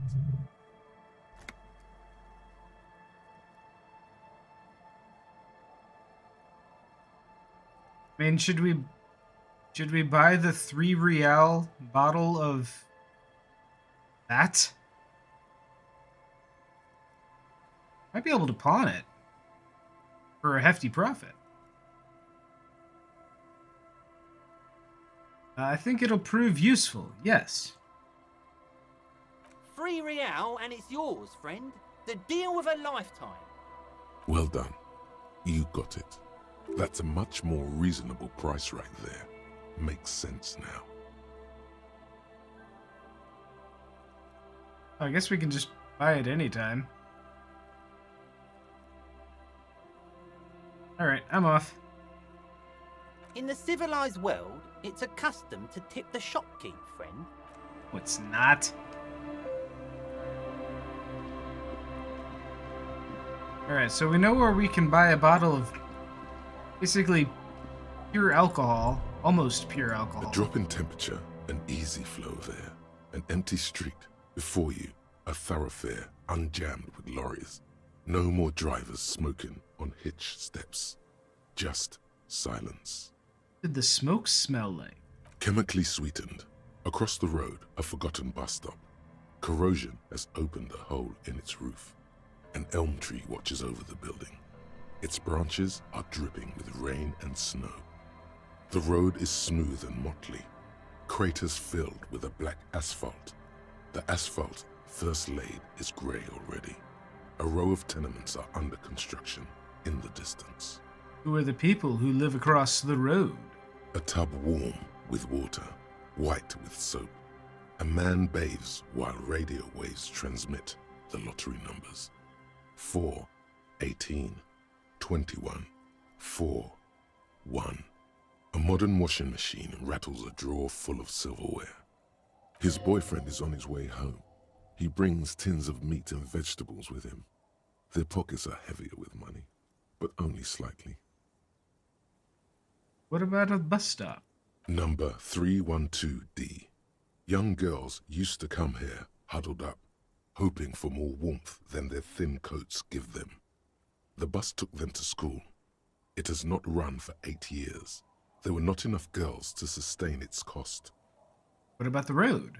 Craters pocked the surface. Children played in them until heavy trucks full of black pitch rolled in. The landowners have filled the craters with money. It is a vital artery of the flow of trade. The wind moves the aerosol. A detective stands behind the boom barrier. A breeze moves a curl of his hair. Interesting. Okay, so Mr. Fantastic here told us to check out the wreck. Assuming he means the car wreck.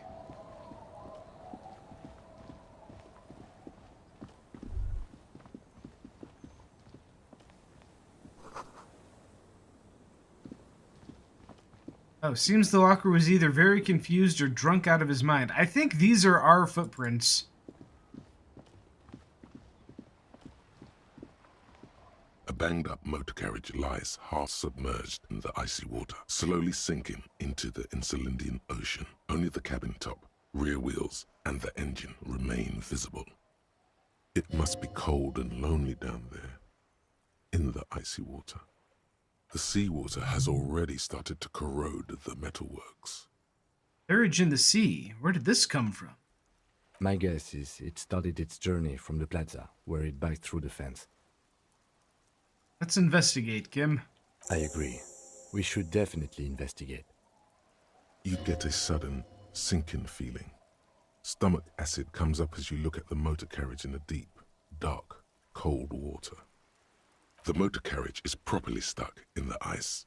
Getting it out would require a team of specialists. A single day in the salty seawater would ruin most vehicles, but this one looks worn even in places the salt water hasn't touched it. The logo is too deep in the murky water. You can't make it out, but you do see a monkfish float by. The ice hasn't closed around the vehicle yet. My guess is it's been here since last Saturday or Sunday. The estimate is correct. The incident probably occurred on Sunday evening.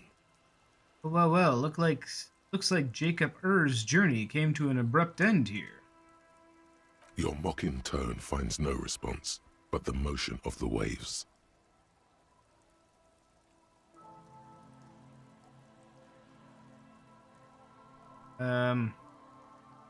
You say something, Lieutenant? I did not. But I'd say it has been here since last Saturday or Sunday. Huh. Your mocking tone finds no... Yes. Crazy recklessness. I'd say it has been here since last Saturday or Sunday. Okay, well, what should we do? Let's wait for the low tide and see what's inside. Great idea. Then we can get the things inside. The joyrider must have left something good inside. Guns, papers, maybe a cool jacket. A joyrider jacket. A joyrider jacket. You feel a strange connection to this joyrider. Yeah, I'll bet we do. Maybe he's from some kind of joyriders district and likes blue and white racing livery, like a cop would. How long does it take for low tide to come in? I don't know. An hour or two, tops? Sit on the swing, wait for the tide to recede? Okay. As you sit down in the old, rusty playground, the world around you becomes very silent. Guess we had nothing better to do this morning. We're still killing time waiting for our thought to finish, so. Nothing but the sound of seagulls high above in the sky, echoing like distant laughter. Ice cracks around the blue motor carriage in the sea. Oh, I think we'll be okay on this. The tune on your lips forms a strange yet undeniably beautiful contrast with the surrounding bleakness. The lieutenant gives you a quick glance, then, still looking straight ahead, he joins you with a higher pitched and slightly more melodic trill.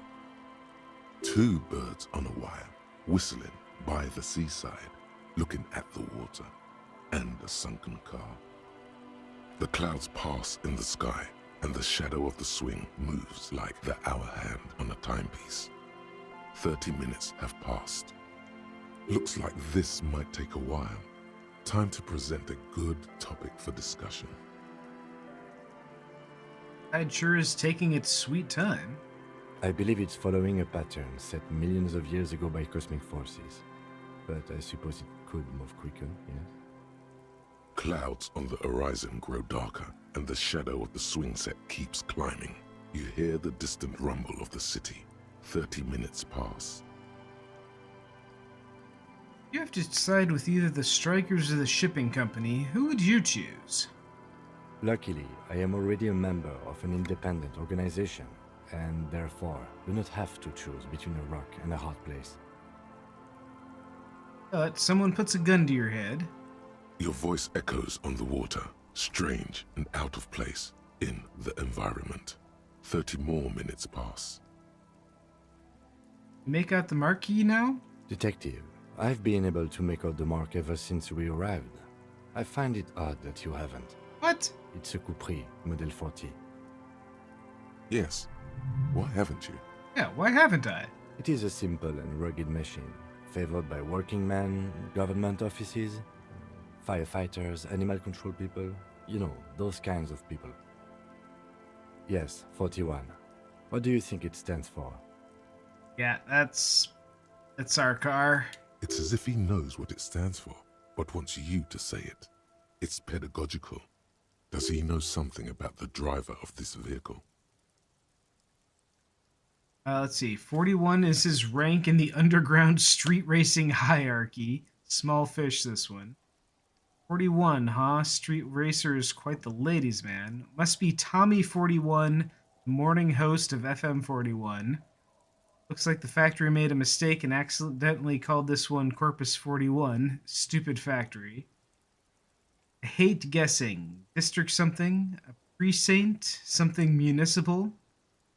I'm getting a terrible headache. Or 6? Oh god, no.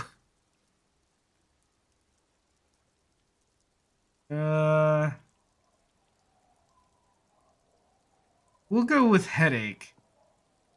A precinct, yes. A police precinct. Precinct 41. Your precinct. A massive pit opens up in your stomach, and the most terrible feeling comes over you. No. Just nope. Say no to this, Harry. Oh no. Oh my god, it's mine. I drove my car into the sea. I'm afraid so, yes. Ow! It looks like you drove your police motor carriage into the sea. Guess I should have you just jumped said across the no.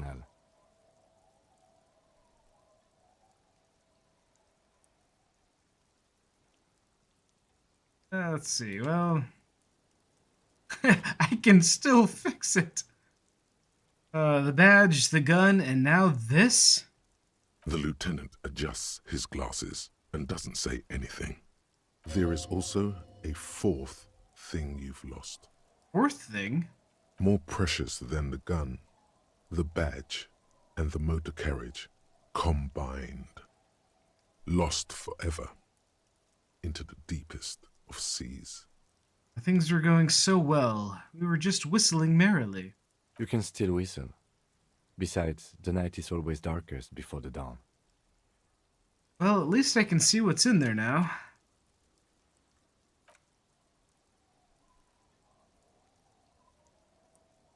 Yes, let's go take a look. We found the traffic hooligan.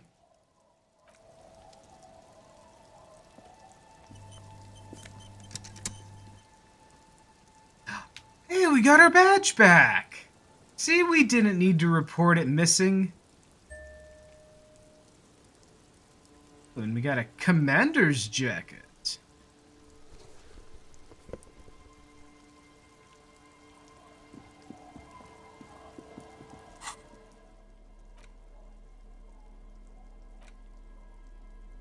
Yeah, now we can officially show that we are the law. A police badge on which you see the photo of a man. You. Some seaweed is stuck to the back. I found my badge! At least something good came out of all this. Study the badge. Leave. Also, study the badge. And leave. Encased between two durable plastic sheets is a bluish card with lines of information, and a watermark in the shape of the street grid of Revachol West. You see a photo, a name, a rank, a document number, the date of issue, and, in the lower right corner, your precinct. The man keeps winking at you with his green-grey eyes. The photo is old, no doubt about that. But the badge is new. You used an old photo for a new badge. Good choice. A newer photo would look different. How old? 8, maybe 10 years. The guy in the picture is rather good looking. He's got a nice haircut and is distinctly lacking in massive sideburns. And he's winking. Why? What do you think? His face is already contorted by the expression, although it looks less grotesque on him than it does on you now. The badge in your hand shines as you rotate it, catching light.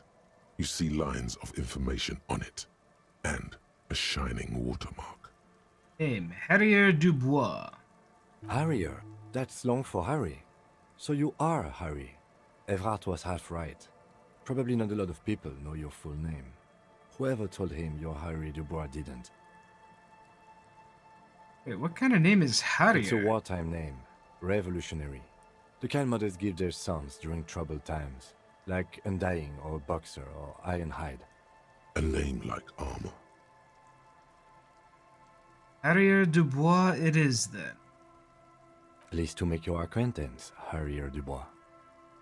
He's not going to call you Harrier. He'll keep calling you officer when he's angry with you, and detective when he's not. Is Harrier the long form of Harry, or is just Harry, but Harrier? Ha ha! But I'm ching. Hey, Mr. Mechachrono. How are you doing? How's Tails treating you?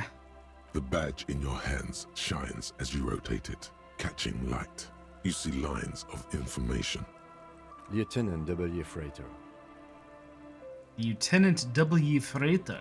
The lieutenant is a rank above sergeant and below captain. It's the highest rank in the RCM that still does field work. I am a lieutenant. And the W. Freighter? The title of Freighter is added to your rank when you decline a promotion to a higher rank. In your case, captain.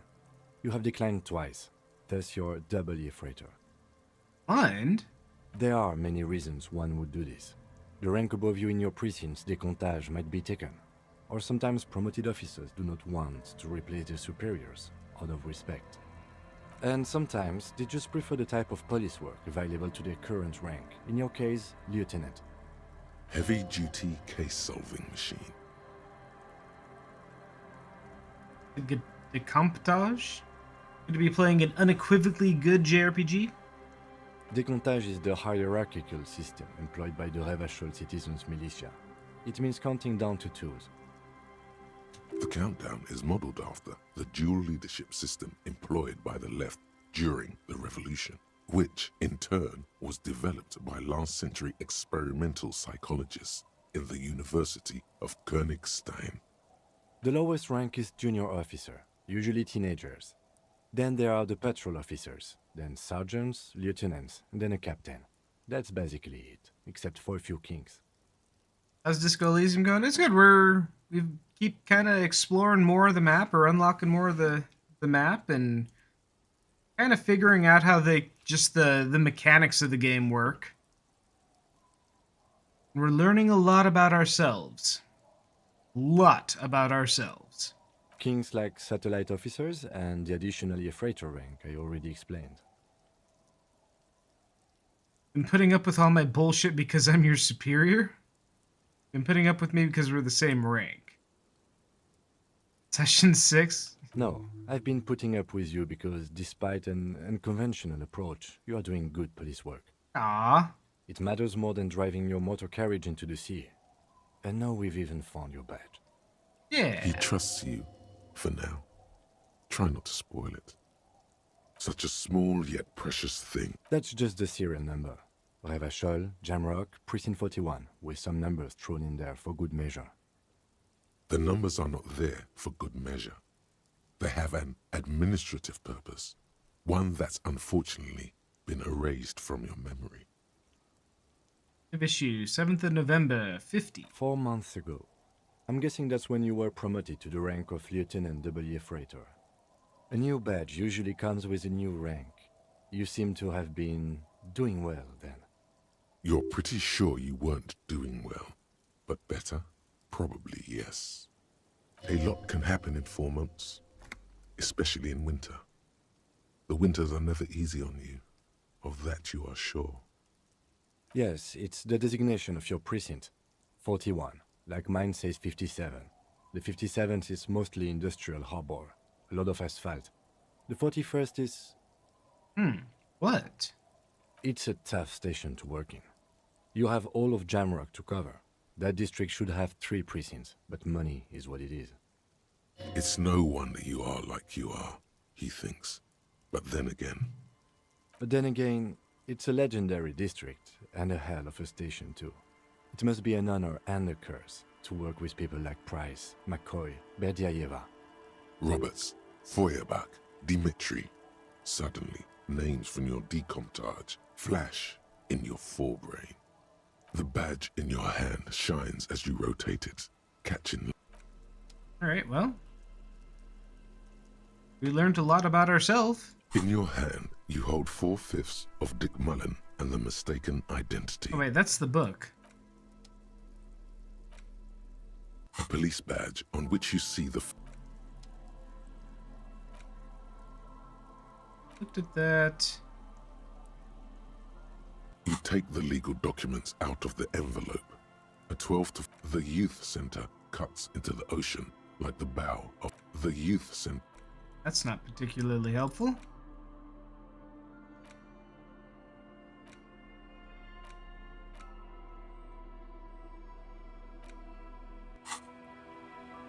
Alright, well, learned who we are, and we got our badge back. Those are both good things, and we're, what, about an hour and change away from finishing our thought. Tequila Sunset. Idiot Doom Spiral, I'm ready now. I've seen it. Tell me the story of Tequila Sunset. Let me take a sip to moisten up my cords.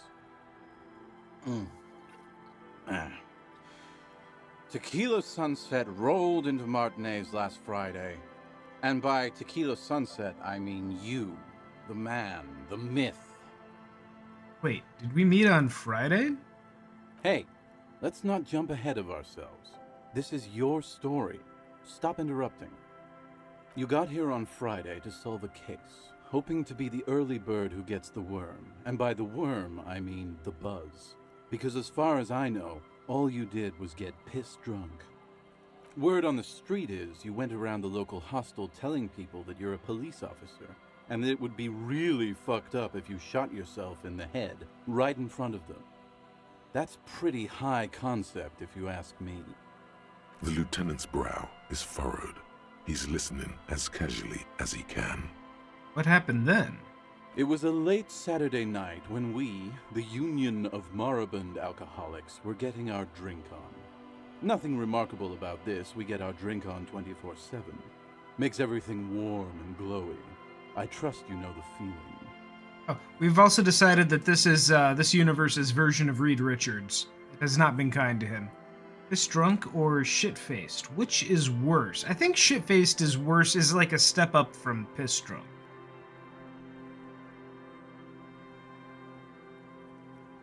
Piss drunk is like you're drunk enough that there's a non-zero chance you're just gonna end up pissing yourself.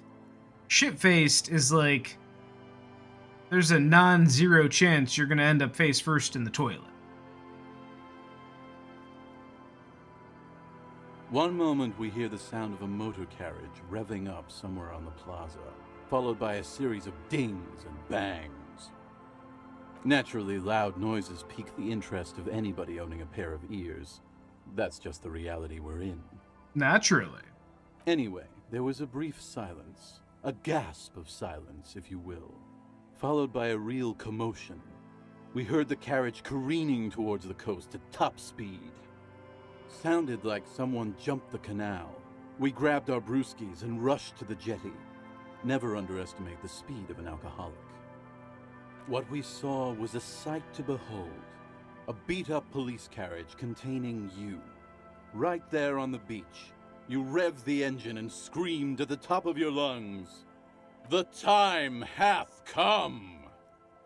So, naturally, being the curious cat I am, I asked what time hath come, to which you replied, "The time hath come for tequila sunset, the end of all things."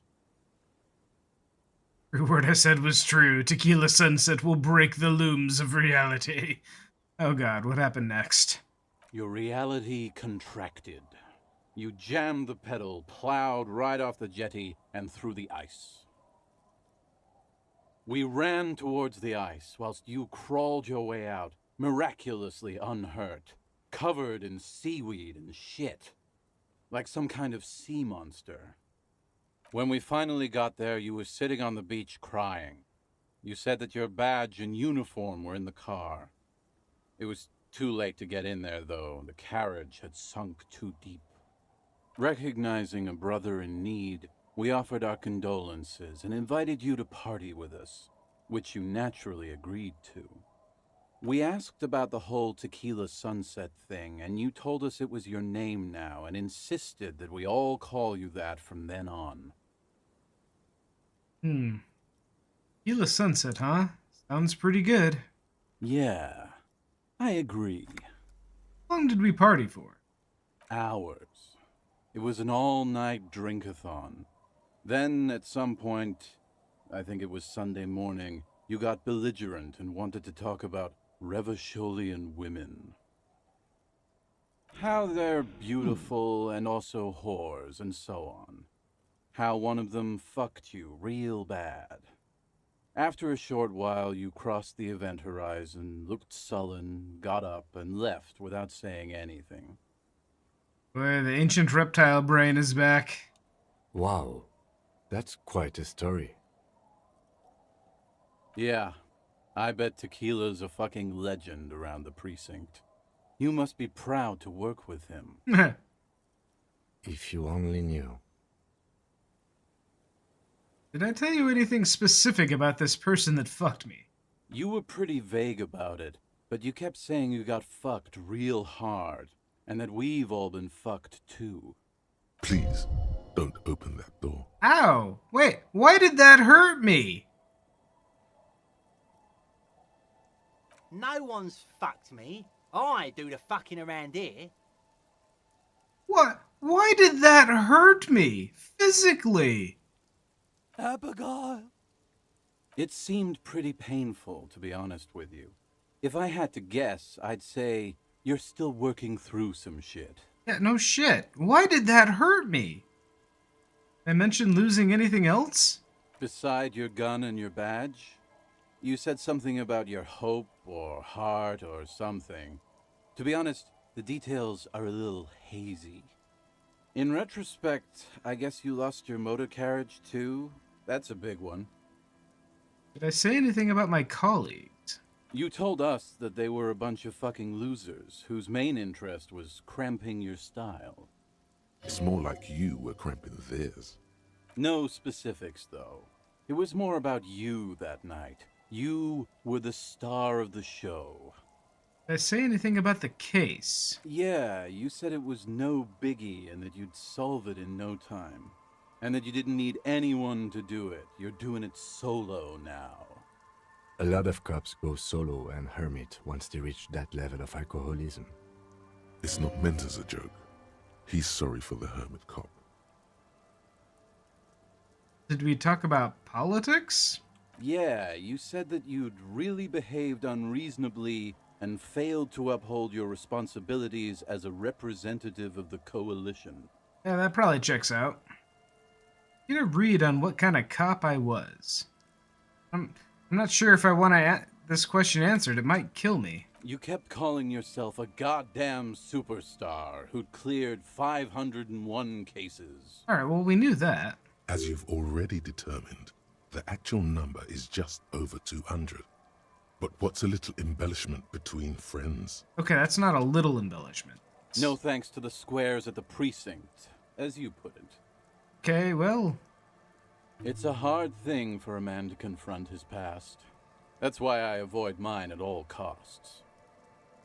You seem like you're characterized by your storytelling ability. Want to tell me another one sometime? Whoop-de-doo.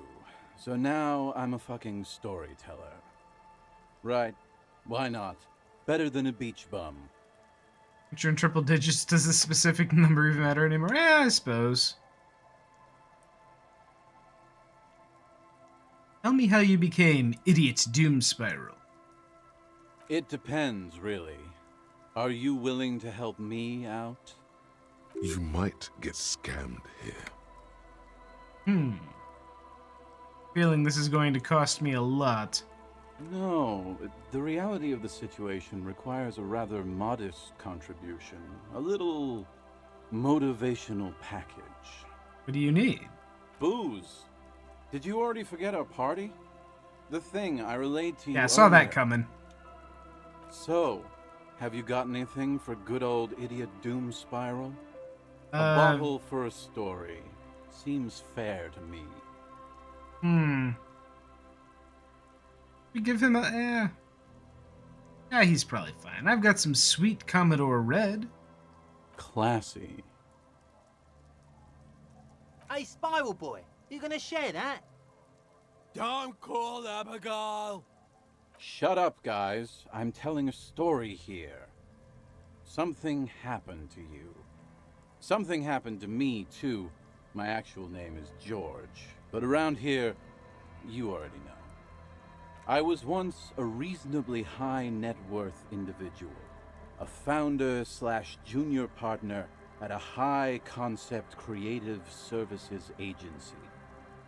When my story begins, I had just landed a major contract with an insurance firm. Go on. I used the profits from my agency to finance what I called a cultural incubator. Abstract value generation, value per person, high concept stuff. I developed the paradigm, worked within the paradigm, but the burden of leadership weighed heavily on me. So I went jogging every so often to keep myself sane. Did the jogging help? It did. With my trusty Sansarique tracksuit, I felt like I could conquer the world. But now dreams are worn thin, much like my tracksuit. One day I left on my evening run. As you may know, it's impossible to clear your head when you're distracted by the sound of keys jangling in your pockets. His eyes are your eyes.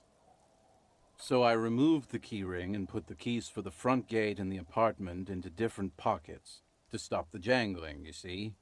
At least, that was the plan. I was halfway done with my usual lap when it started to rain. The reality situation became very wet, very quickly. Oh, what are we talking? It was a day not unlike this one here. I made my way back home and discovered that I didn't have the key to the front gate. I'd mixed it up with the key to the letterbox, which was useless. Naturally, the situation required me to climb over the gate, which I did. There was no climbing down because I slipped and landed on my ass. Ouch. Ouch indeed. Reality was looking rather grim just then. Me lying on my ass in a mud pit in the middle of a heavy shower. But when life knocked me down, I always got up. So I made my way across the yard. Standing in front of my apartment door, fumbling with my pockets, I realized that I'd also forgotten my apartment key. You gotta be shitting me. I wish I were, Tequila. I wish I were. Instead of my apartment key, I'd taken the key to the office. Okay, so what happened next? I rang my neighbors' buzzers. It was late, and most of them didn't even answer. Those who did assumed I was trying to sell them something and hung up before I could even explain the situation. People are naturally wary of ad men, you see. One moment someone chats you up, 5 minutes later you've bought a box of edible lingerie and a strap-on. I don't begrudge them, especially since I was known to be one of the best. Heavy is the head that wears the crown. I'm curious as to how losing his house keys has led him to this situation. Is the strap-on edible? Every strap-on's edible if you try hard enough. Just then, I experienced a moment of clarity. I still had the key to my office. I could wait out the storm there. But when I reached my office, I remembered that I'd asked one of my producers to change the locks that day. And since I hired only the best, he'd already done it, and I couldn't get in. Anyway, long story short, life spiraled out of control. I haven't gotten into my apartment for years, and my girlfriend left me because she didn't want to date a homeless man. The company... My God. Well, you see where I'm going with this. He did. His life spiraled out of control because he lost his keys. So, now you've heard my tragic tale. What do Is you that think? it? I feel like nothing there's... you've ever heard, huh? I feel like there's some steps missing. Tequila, I've thought about this series of events for a long time. If there was anything else to it, I would have thought of it by now. This is so much funnier if you think of this guy as Reed Richards. Why didn't you go to the authorities? Well, at one point they came to me, but, you know, I didn't have any ID on me, so they tossed me in jail for 2 days. I can't say it increased my faith in the RCM. No offense, gentlemen. I literally can't believe it. Me neither, Tequila. When I lost my keys, I lost more than access to my apartment.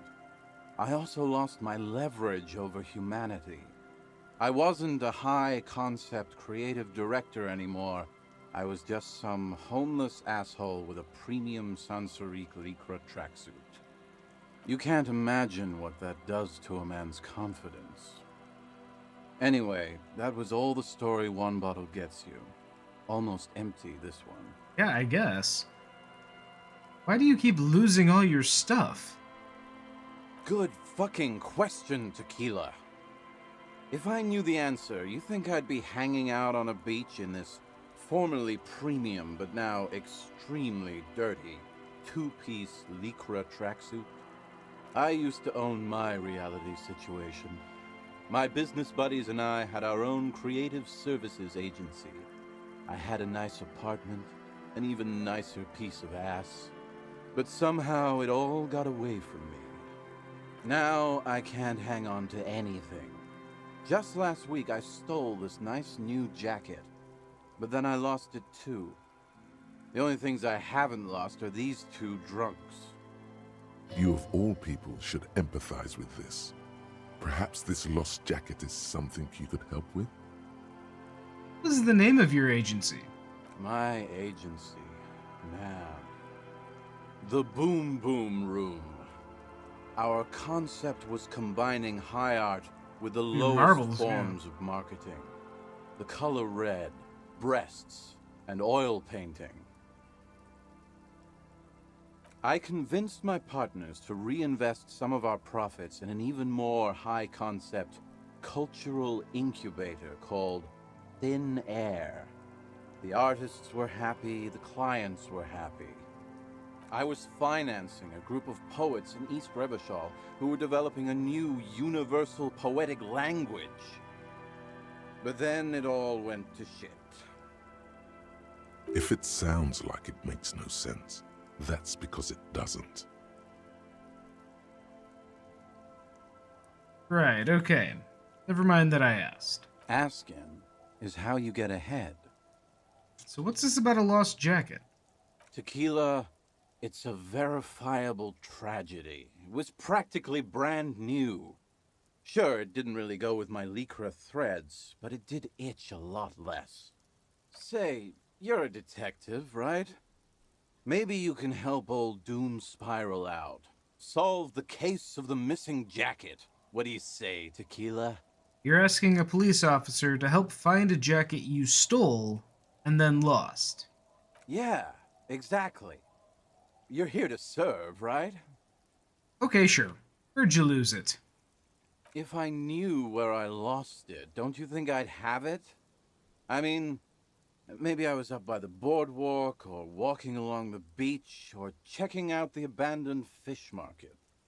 That's a lot of places. Somewhere north of here, that's for sure. You could ask around, see if anyone's seen it. What about the other drunks? My fellow members of the Union of Moribund Alcoholics? They're exactly what they look like. Hey, Tequila! You want to buy some speed? Shut the fuck up, Rosemary. He's a cop, remember? I thought he was a cool cop. Don't call Abigail. And this is Abs. So yeah, that's basically us. We drink together. What is up with the tracksuit? What? You've never seen 100% Lycra Never before? be a cool cop. Go on. I'm a Feel cool that cop. primo material. Pretty nice, huh? This might be one of the last of its kind. Should probably be in a museum, honestly. Good God. It's nearly impossible to describe how dirty this texture is. It's like rubbing two jellyfish skins together. You feel about 15% less human for Why having does this hurt me? Oh, it was an impossible interfacing challenge. And like, our interfacing is pretty high. Randomized trials have also found Lycra, TM, to be associated with a number of exotic, highly malignant cancers. So you also have that to look forward to. Oh, this is the one I succeed on. And then there's the smell. But you don't even want to think about that. Wow, you're lucky. He never lets me feel it. That's because your paws are fucking filthy, Rosie. We're right next to the bay. You could wash them any time. I'm all ears, Tequila. Okay, well, could heal our morale a little bit, I suppose. You've never seen me smoking on stream.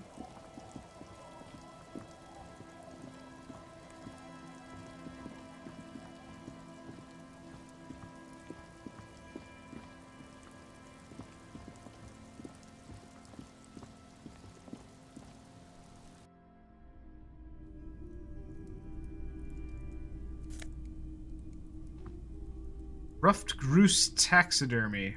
Not that we should steal that yet. Oh shit, there's a kid in there.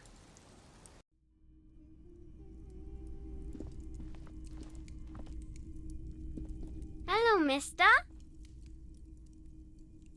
She clutches a small stuffed animal. Occasionally, she twirls it around. I heard there was a girl here who has armored gloves. Is that you? Oh, I had gloves. Very big ones. Heavy, too. Where did you get these gloves? Found them when Lemmy and I were playing hide and seek. In an empty house. Where no one lives. I think someone hid them there. She doesn't want you to think she stole them. Where are the gloves now? I hid them. The twins were gonna take them. They're stupid. We are going to need those gloves. It's for important police business. Oh. They're in my sandcastle. Behind our house. Under the sand. You can break the castle. It's not very good. Aw, I'm sure it's fine. Where are your parents? My mom's outside. And I don't really know about my dad. And what's that? Bird. It's a grouse. Oh, of course it is. You might be able to get on Gart's good side if you make up for the skewer you broke. Yeah, but what's it for? I don't know. Can I have it? I know someone who really likes stuffed birds. Sure. Just go and get it. I don't like it anyway. It looks angry. Oh, well, okay. All right. You just need to grab it from the ceiling and go. And what's that you're holding? It's Lammy. He's my friend. Sort of. Like... Lambie is a stuffed lamb that, admittedly, has seen better days. One of the eye buttons is missing, and the fur is tattered in several parts. Lambie looks soft. Yes. Very soft.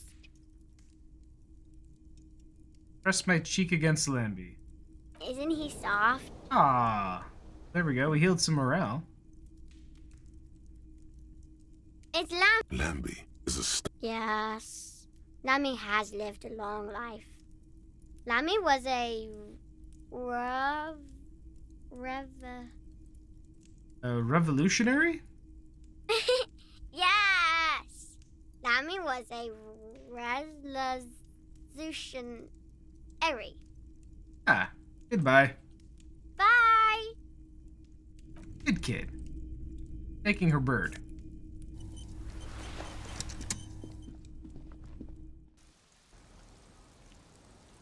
Okay, sandcastle.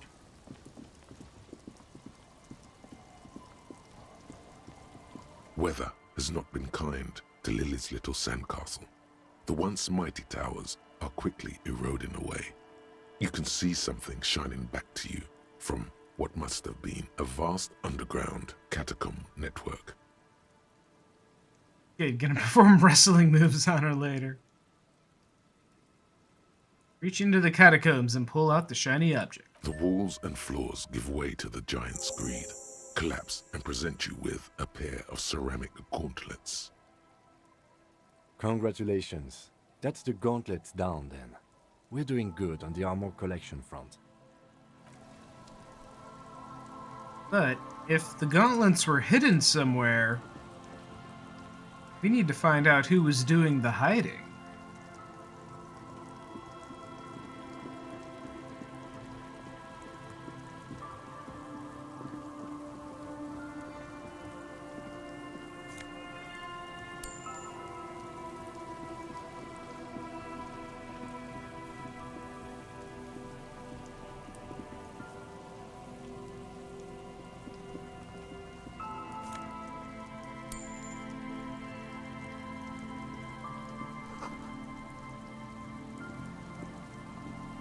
You see a once bright mural towering above you. The signage has peeled off over the years, but you can still make out Feld Electrical R&D.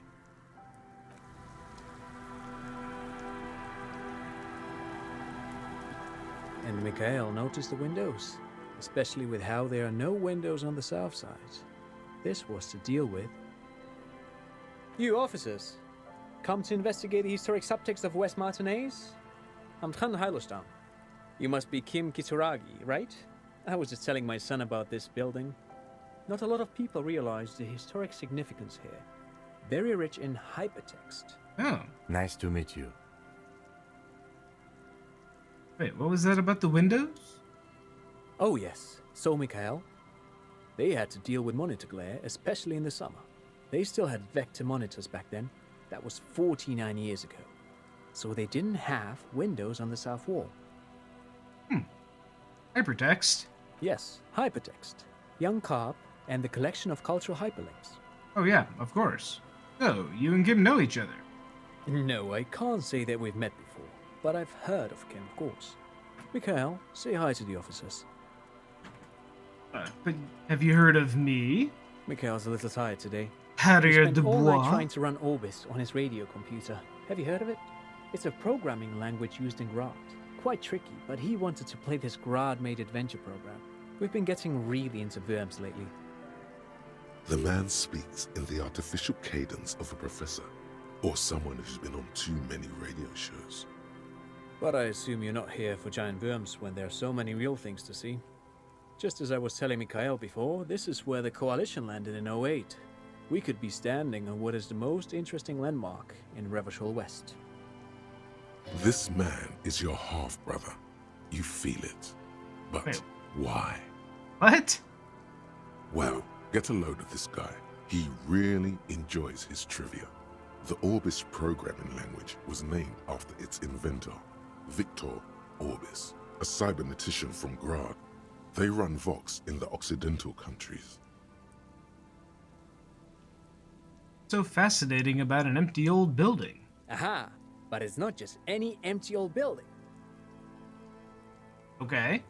What not a lot of people know is this used to be the R&D department of Felt Electrical. And Felt, which now sells ink cartridges mostly, was once a top dog in the turn-of-the-century cybernetics boom. It looks old and weathered, with seagulls picking apart its stone and metal carcass. Bushy undergrowth has taken hold of the collapsed rooftop. Some kind of bird has set up a nest on a broken windowsill. That's not surprising. Only a vestigial ink cartridge and ferrotape manufacturer remains. They started out as a midway electronics outfit in Königstein 2 centuries ago. After an aggressive move to Revachol, Feld became a global player in the emerging personal electronics market of the pre-revolutionary era. Still, Tricentennial was beating them in business machines. But Feld had an ace up their sleeve, or should I say they were developing an ace up their sleeve. I'm mixing my metaphors here. What was the ace? It was here in Martinez, possibly in this very building, that they developed prototypes for a tape computer. Tape computer? An elegant folding I've come mechanism across of rollers those. and ferrotape ribbons, portable enough to be a take-it-home solution, revolutionizing business machines, possibly even bring them to the average consumer. Which is a feat of engineering even today's giants, Rehm, ICN and ZAM, haven't achieved yet. He assumes something like a combat stance, facing the wind. What happened? Indeed. What? The revolution! Unfortunately, their moonshot project never made it to the market. Feld's move to Revachol backfired. The revolutionary government liquefied their assets and expropriated those very advanced prototypes, possibly from this very building, or one of the adjacent ruins. All of this was built by Feld, even the boardwalk. Wild Pines built Martinez proper as a resort for their middle management. Feld built this side of town for R&D. Huh. You're saying that the Felt Electrical built this boardwalk. Yes, they even built a pleasure wheel, but that got destroyed in the war. A pleasure wheel? Perhaps reminded of a childhood memory. It's clear he would prefer there were a big wheel lighting up the coast. Yes, to lure in their star engineers. This part of Martinez was nothing but reeds before Feld arrived. They had to make the prospect of living here attractive. It was supposed to become a global center for innovation in cybernetics. But history had other plans. Happened to the engineers, the company, the people. Oh, I'm afraid it didn't end well for the boys. But this story is a bit too dark for little Mikhail here. Aww. Now, if you were to ask about tape computers... Wait, is he saying that we should just bypass the excesses of the revolution? Yeah, that's what he's saying. Tape computers, right. Tape computers. the revolutionaries do with all those advanced tape computers? They used them for military communications, but also to write and send out press releases. The most notorious example being Le Décret de Mars. What was that? What's the Mars Decree? I mean the radio transmission sent out to news agencies and world governments by the newly created Commune of Revachol on the 7th of March in the year 02. A short-lived legislative foundation for a short-lived utopia.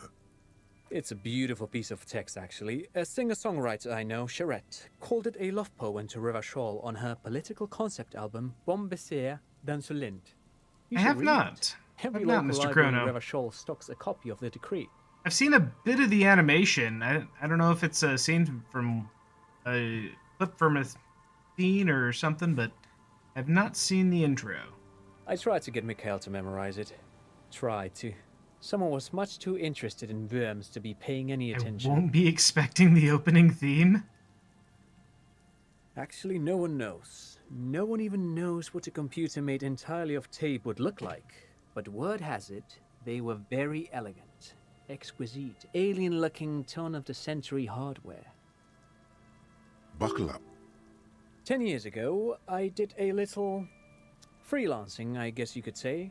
I was a special consultant for an exhibition at the Wompty Dumpty Dum Center in Vredefort, Oranje. It raised the The same Wompty questions, Dumpty? and we had lengthy discussions with Paul Ockerman, who was head curator at the time. This was before the twins Keith and Guy Hughes joined the team, trying to... Wait, did he just say Wumpty Dumpty Dum Center? Yeah, no, I picked that up too. He did it. He said Wumpty Dumpty Dum Center, like it's the most natural thing in the world. What the hell is a Wumpty Dumpty Dum Center? And who the hell are Keith and Guy Joost? Okay, the Wumpty Dumpty Dum Center. Paul Ackerman, Keith and Guy Joost. What are you talking about? The Wumpty Dumpty Dum Center for Contemporary Art. The exhibition itself drew on large Just amounts Wumpty notes of Dumpty. memory, and so there were some parallels. That's why the head curator, Paul Ockerman, chose to... You're making this up. Kim, is he making this up? In fact, I'm not. The Wumpty Dumpty Dum Center is a place you can visit if you're ever in Vredefort and are ever in the market for an exhibition space / contemporary art research center. But perhaps I should return to the tape computers. As I was saying, the device itself was very elegant, fragile even.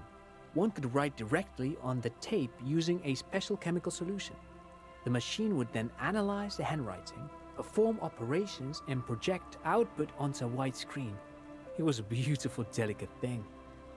Made of black film and folding tape structures. Cool. Very, very cool. Though I understand the socio-economic causes of the revolution, it pains me to imagine the revolutionaries setting fire to this precious device. But so they did. The felt playback experiment vanished into the fires of 07. Felt playback experiment? Yes, the official name of the prototype. Some sources report it as the Felt Playback Experience, but those are incorrect. Why did the revolutionaries destroy it? Who knows? Maybe it was an accident, or maybe they didn't want the technology to end up in the wrong hands. Either way, they're all gone now. All 3 versions of the prototype. Nothing but debris and ashes remain inside that building. But of course, what else? You look like someone who has money. Do you have money? I do have some money, yes, but that's not what's really important here. No, I mean, come on. You need the money. If it's not a thing, he can give you some. I don't want your money. I just wanted to see whether my profiling skills were working. Of course, Detective. I wouldn't have assumed anything else. Sure. Matter of fact, I don't know if you're familiar with this, but the Vespertine Department of Justice has published a rather interesting paper on the criminal profiling in former socialist states. Have you read it? If not, then you definitely should. If not for tips and tricks, then just for theoretical curiosity. Anyway, that's just a little something that sprang to mind. You were saying? Great. Thanks for all the interesting information. No, thanks to you for having me and little Mikhail here to pick your brain. A very interesting conversation indeed. Pick your brain? If anything, this was rather one-sided. He did the talking. Whatever. Yeah, whatever. Got a thought out of that. The Wumpty Dumpty Center. 42 minutes. What, is the Wumpty Dumpty Center?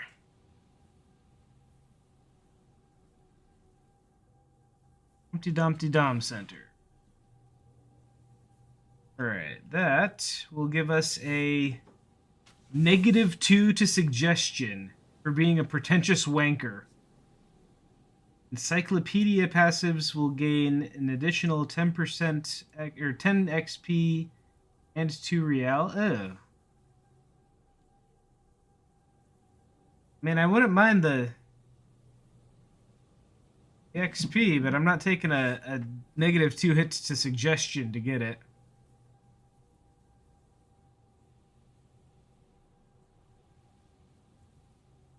Oh god, we got 2 minutes left on this thought.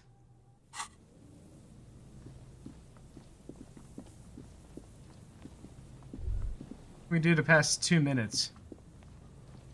Why do I have the circle thing if there's nothing above me?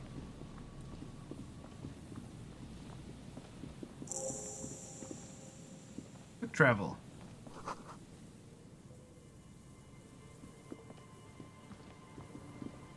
Why is the circle above me?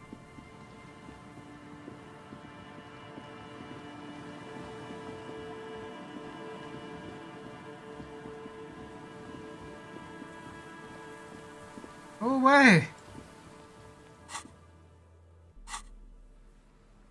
Go! Why? Why are you up here?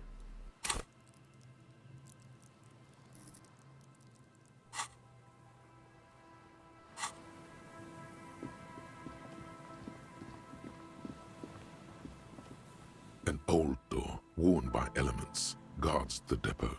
The wind has blown a sand dune in front of it. The door hasn't been opened in a long while. You see a handle. What is this thing? It's military. A service depot of some sort. Used to service what? Probably something that is no longer there. Red check, it cannot be retried. We can only try to open a door once?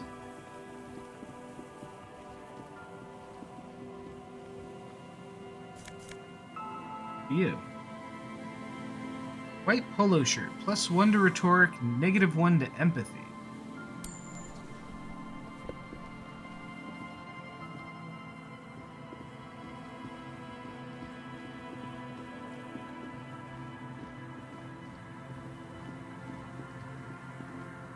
Still haven't come across lady's missing husband.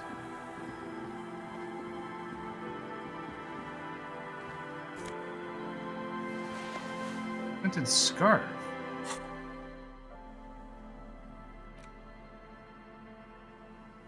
+1 to shivers, -2 to physical instrument. And no, we'll stick with our drama tie.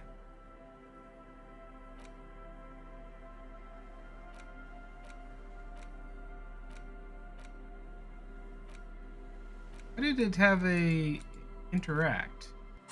Maybe something else had an interact. We need to pass like 1 more minute. What about me? There we go. Good. The 15th Indo tribe. Okay. Because there was. The 15th Indo tribe was comprised of 8 kids from Forberg and North Jamrock, running from wild dogs in the valley, hiding scents under rocks, and stealing clothes off clotheslines, and sometimes even the copper wiring of phone lines. You may have been one of them. This must be a childhood memory. The 15th Indo tribe was your Indo tribe, set to rule in Cylinder. The rest of the kids are dead now. Car accidents and drug overdoses. Only you remain. Aw.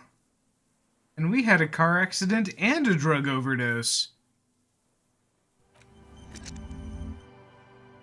Okay, 10 cents for every green orb clicked. Earning cap for Survivor Fair raised to 6. And Survivor Fair. Savio Fair. Sneak under their noses, stun with immense panache. Or accident while overdosing. Gotta skew those statistics.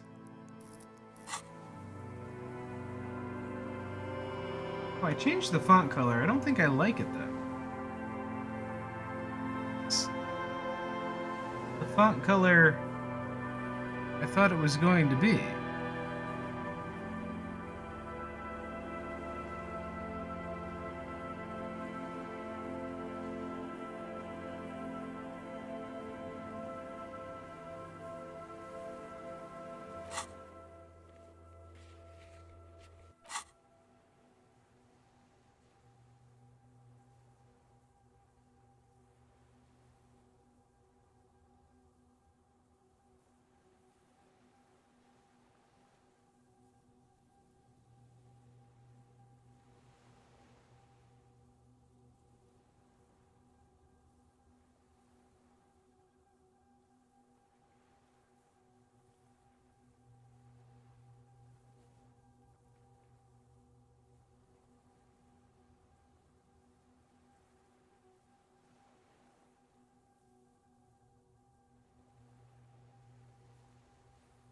Try that.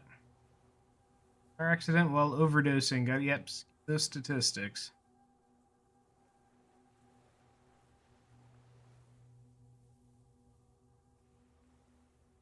All right, let's make some money.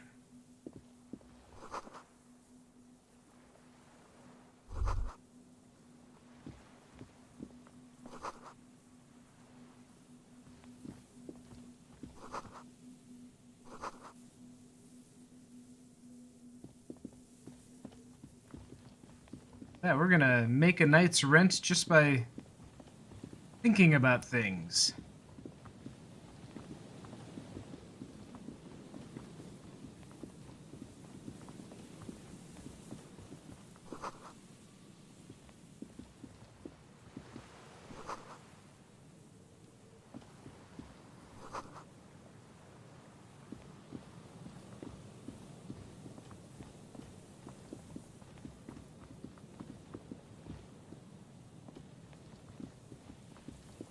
Nothing else out here, though.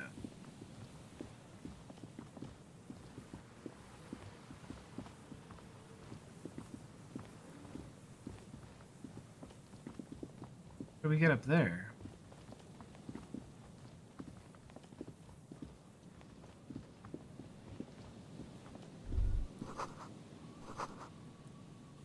Shadow of a very large building fall on me. I don't want any kind of building to fall on me.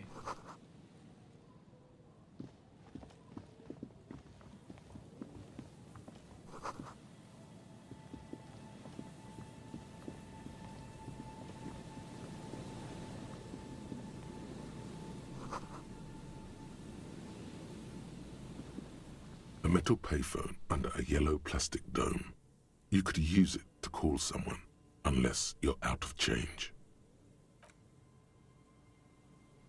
Who are we gonna call? You hear the tone. The machine is inoperable.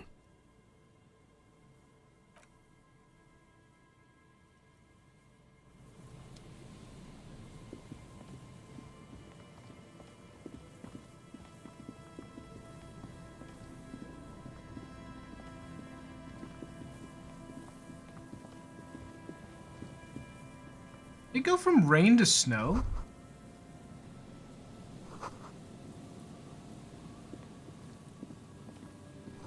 It was raining earlier.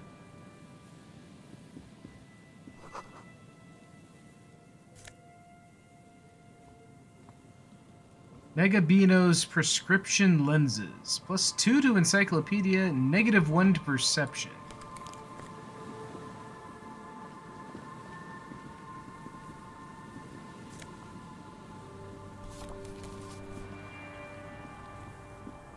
Is that the jacket? Someone has left an unidentifiable article of clothing on this railing. It smells really bad. It's streaked with dried seagull shit and tangled with pieces of seaweed. A dangling arm suggests that there might be a jacket beneath the crust of filth. It seems likely that it was left in the surf until someone laid it out on this fence to dry out. Unfortunately, that just seems to have stiffened it into a shapeless mass. Please tell me you're not taking that with you. I think this is the jacket that idiot Doom Spiral guy wanted me to find. I'm sure he'll be thrilled to have it returned.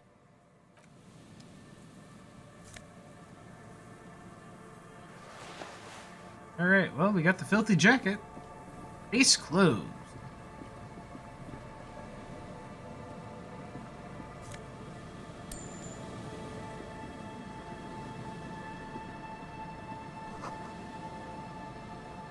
Only it really worked like that.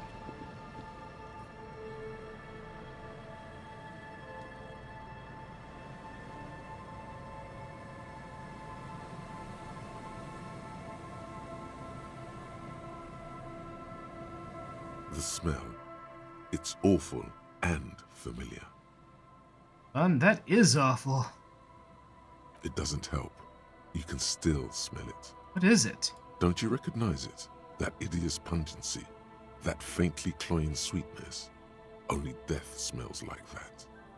It is death. It must be. What's up, Lieutenant? Something's not right here. The lieutenant has already brought a handkerchief to his nose.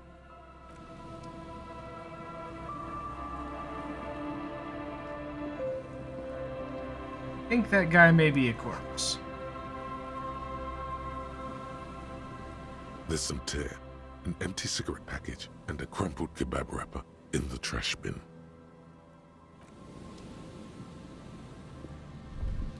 A man lies on the boardwalk, his limbs bent and neck turned at an unnatural angle. Right next to him is an empty bottle of spirits. In his cramped hand, a chewing gum wrapper. Hold on. Lividity is faintly pronounced.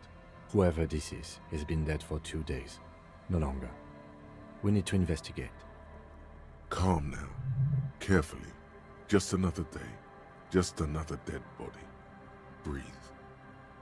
Buddy, the man's closed. Time to head out. All right, Mr. Chrono.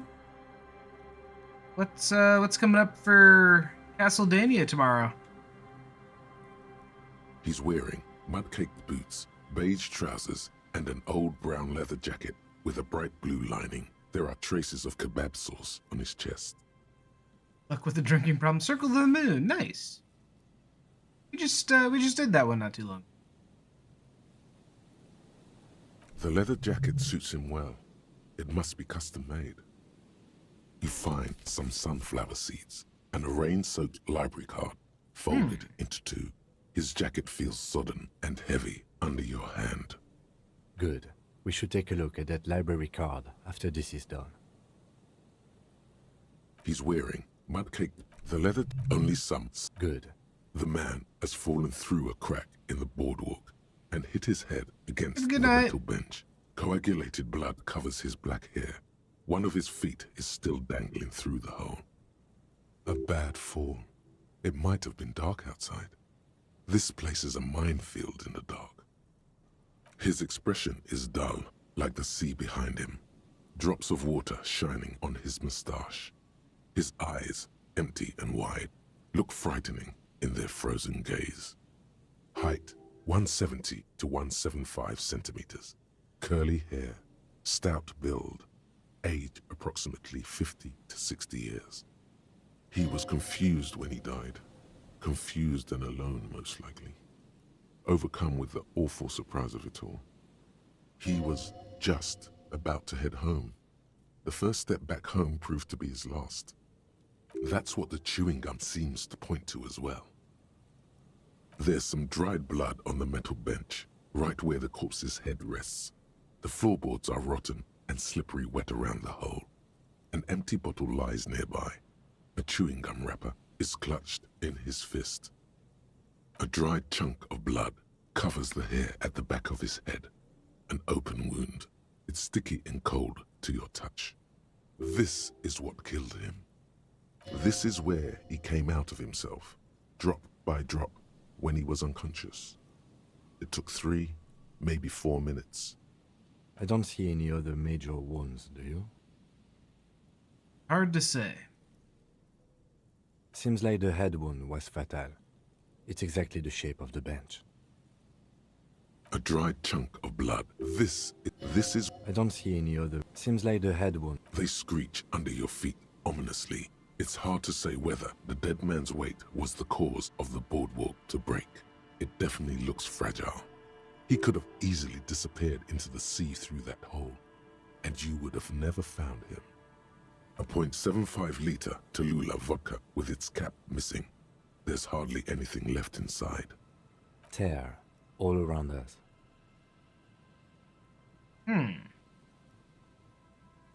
Grabowski spearmint chewing gum. Green leaves on the cover.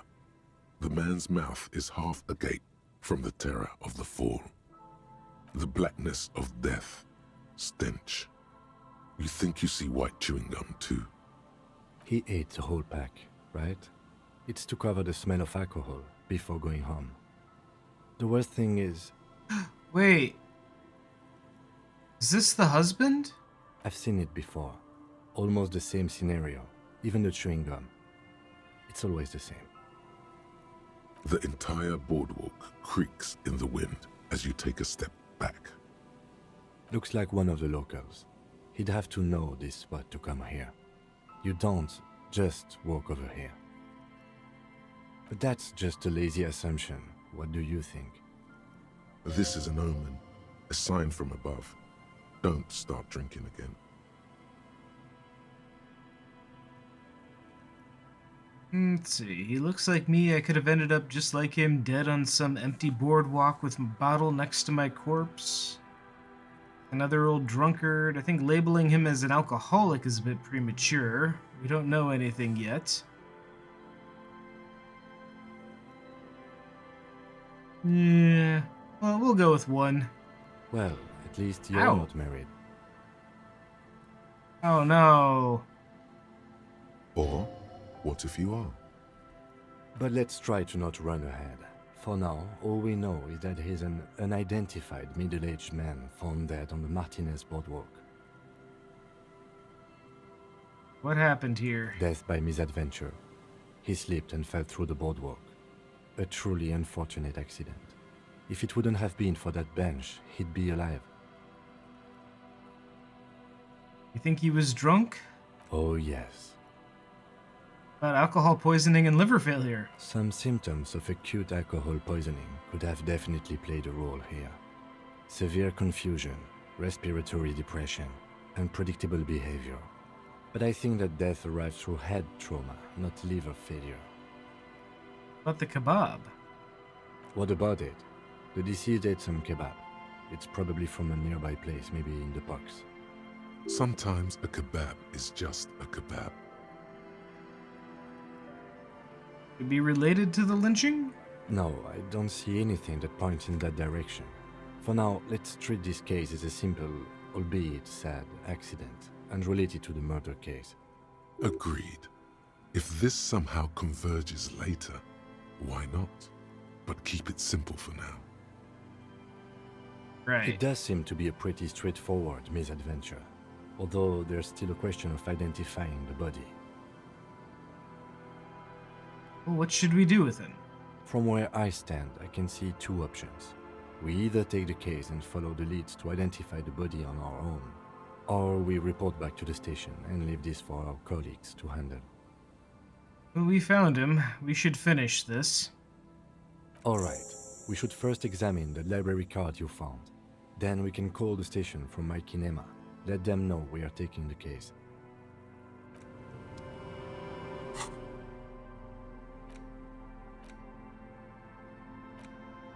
The library card is folded into 2 and still slightly wet to the touch. The front side reads, Central Jamrock Public Library Card, issued to Billy Mejean, expires July 53. Billy is a unisex name. Could be the deceased, or his family member. Whoever owns this card is an avid reader. You find a list of books written in blue pencil. Radio thriller. Stand a little less between me and the sun. The last one in the list is The Glinton Curve by M. Theobald. A library stamp indicates that the book has been returned. Most of these titles seem to be in the sci-fi genre. Some thrillers too. If lost, please return the card to the library. Dial 005 02 55211 or visit us at Moreau Street, 78, Jamrock. Business hours, 900 to 1800. Good. We should give them a call from my kinema. See if we can learn anything about Billy Méjean. All right. Oh, I think this is bad news for missing husband case.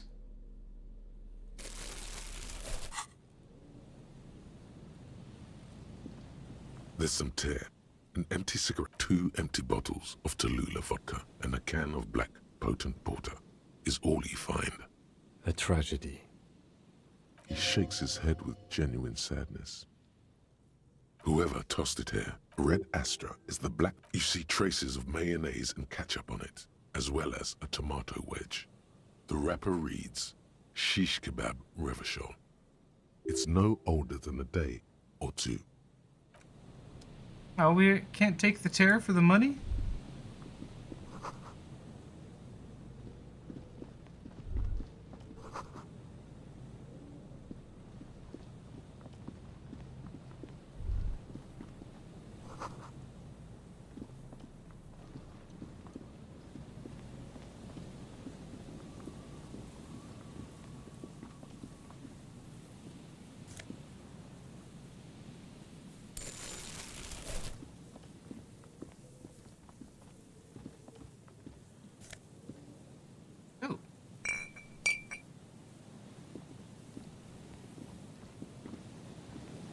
Interesting. I wonder if that would have showed up if I didn't have the bag equipped.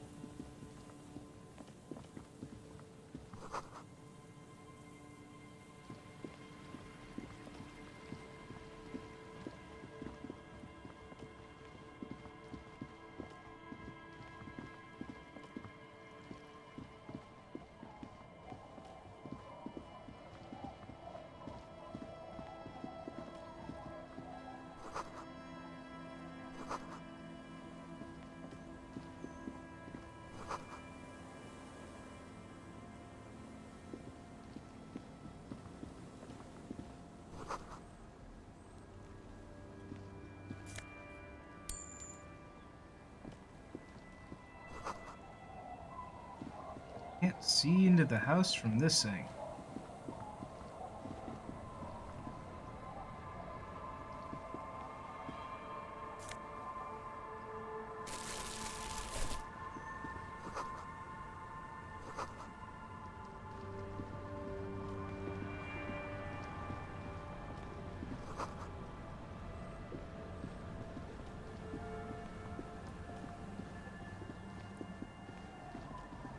Okay, well, we could make our way back and talk to the wife.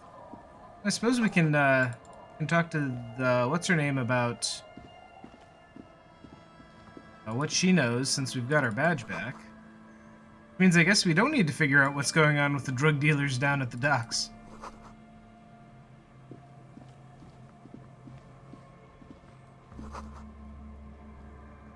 New skill point. Oh yeah. Give Reed Richards his jacket back too.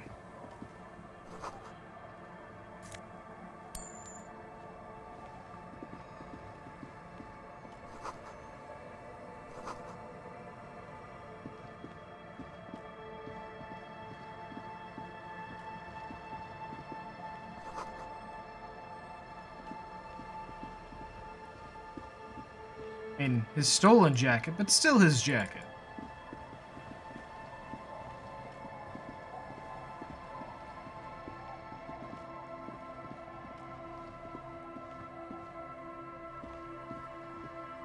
Tequila sunset. Found your jacket. Ah, tequila. I knew you'd come through. That's fucking great, man. Here you go. Let me see. What? This isn't my jacket. My jacket was beautiful. This is fucking filthy. What am I supposed to do with this? Hey, what'd you expect? You left it outside for a week. I'm not taking a disgusting pile of hobo rags. I may be in an irrecoverably decaying orbit, but I've still got standards. Either bring it back the way it was before, or find a dumpster to burn it in. You know, despite the guano, it looks like the jacket itself is stain resistant. It may just need a good scrubbing. We gotta clean it for him?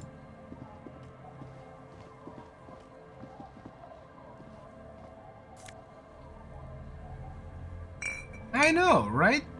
The audacity. But yeah, having the bag quipped definitely does change how, Oh. +1 to the Kingdom of Conscience. Look at these pants. Also, why do we got this coming around me again? Oh, but our jeans give us composure.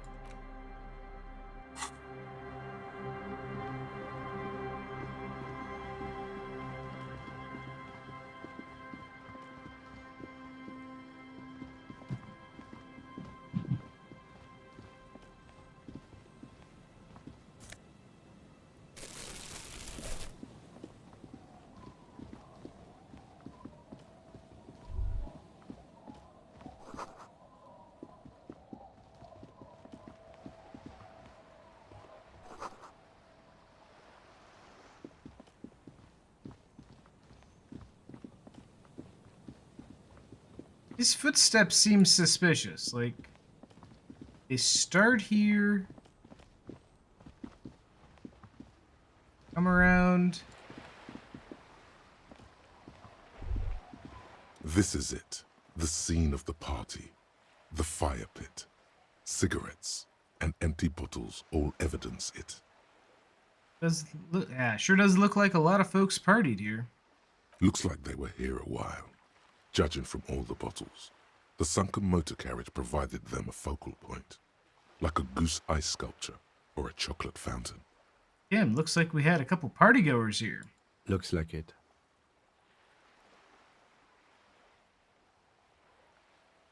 Like they had a great time. Hey, let's keep moving, detective. Somehow, he doesn't want to dwell on it. Don't you want to dwell on it?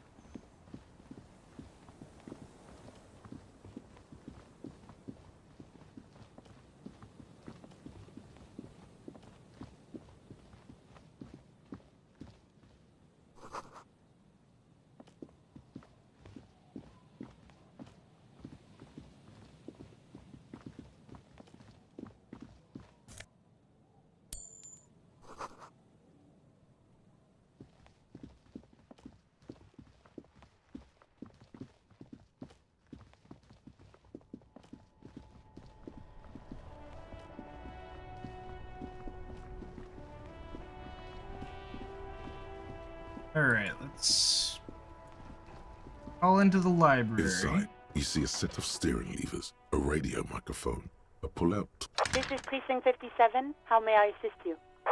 Connect me to the Jamrock Public Library. Hold on, officer.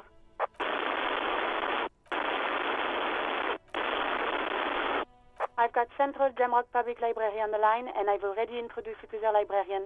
Connecting the call in 2, 1. Yes, this is Central Jamrock Public Library here. How can I help you, officer? He sounds worried, yet ready to assist. This is how people get when the police call.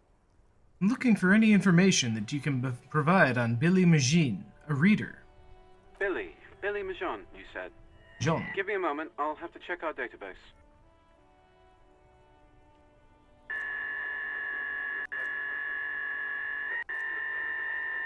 Yes, hello, are you still there? I found Billy Majon's home address, is that alright? No phone number, unfortunately. They're too poor to have a phone line.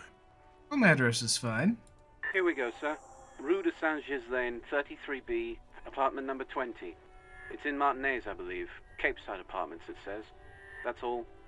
That's where the smoker on the balcony lives, isn't it? Any other information on Billy Majon? It says here that they returned their last book just a few days ago, but I wasn't at work that day. Who was? Marie? Marie? Do you remember a reader named Billy Majon? They returned a Tybalt book the other day. Yes, it was my colleague Marie. She said that it was Billy's husband who returned the book. He also asked for this new sci-fi release, Lowe's Radio City 87, but we don't have it yet. Good. You have a name now. You know the husband's name? Sorry, no.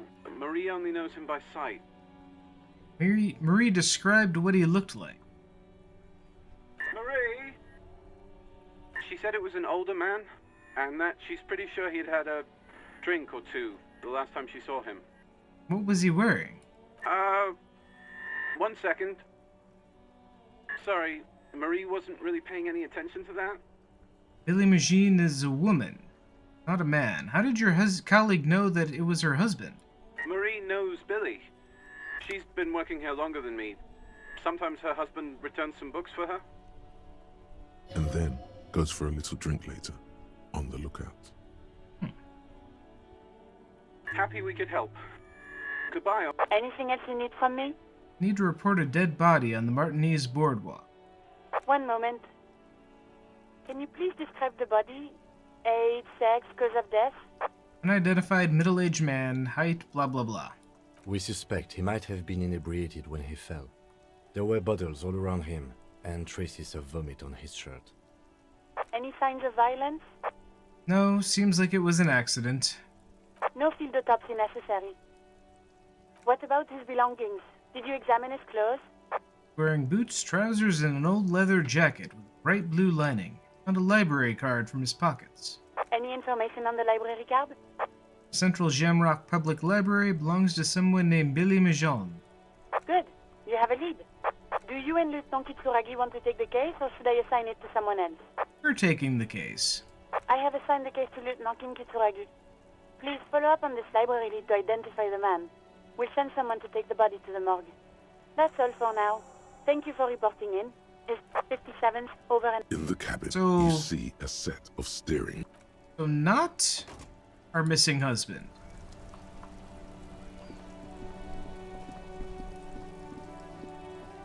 Right? This isn't Billy Majon, right? Oh, hello, dear. No, this is Lena, There you the are again. cryptozoologist's one. His name is Morel, okay. So your husband is some kind of a scientist. Oh, yes. A zoologist. A cryptozoologist, to be more precise. It's cryptozoology. It's a pseudoscience that attempts to legitimize research into mythological beasts and urban legends. Tim, don't be rude. That's one opinion, yes. And people are entitled to their opinions. She's used to playing off such insults casually, but they still affect her. My apologies, ma'am. I did not mean to undermine your hobby. Tim! It's not a hobby, dear. It's a subfield of zoology, one specializing in animal species that are so exceedingly rare that many assume them to be extinct or even fictitious. Searching for such species called cryptids is difficult and often thankless, and frankly, many scientists are too lazy to do it. Universities these days are rarely interested in supporting real research. The quality of research at Revacholian universities has been on the decline, but you doubt there was ever a time when cryptozoology was embraced by the academic elite. She's completely internalized her husband's struggles. They are her own. Tell me about your relationship. Oh dear, I'm not sure where to begin. What does your husband look like? Well, his expression is slightly grumpy, but his eyes are always bright and curious, like a small boy's. And his palms are quite coarse from all the field work, but he's quite gentle. You can't go around Revachol feeling grown men's hands. If you want to find her husband, you'll need more concrete information. It's always a challenge to describe the person you know best in the world. Let's see. Let's try again. Why don't you try describing him as you would one of your cryptids? Oh, well, he's a bit shorter than you, but with a larger frame, and he has longish white hair, usually a bit uncombed. You might say wild, even. Okay, well, that's not our guy. The lieutenant pulls out his notebook and begins jotting down the woman's description. One other thing, he'll likely have all kinds of field gear on him, even if he's not out in the reeds, you know, just in case. How long have you been married?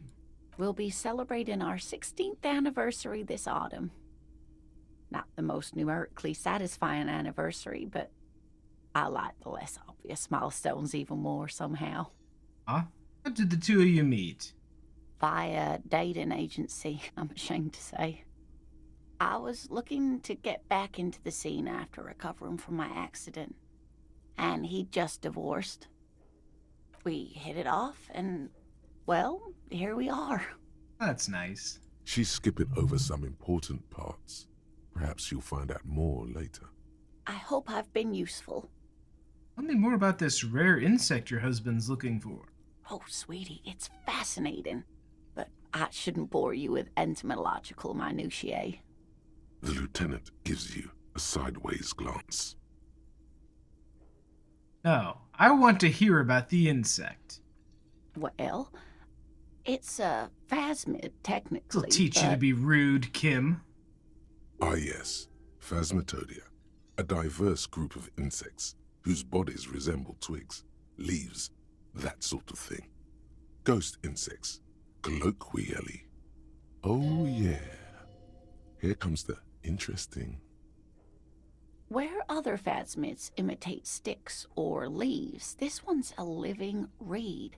It disguises itself among the reeds here on the Insulindian coast.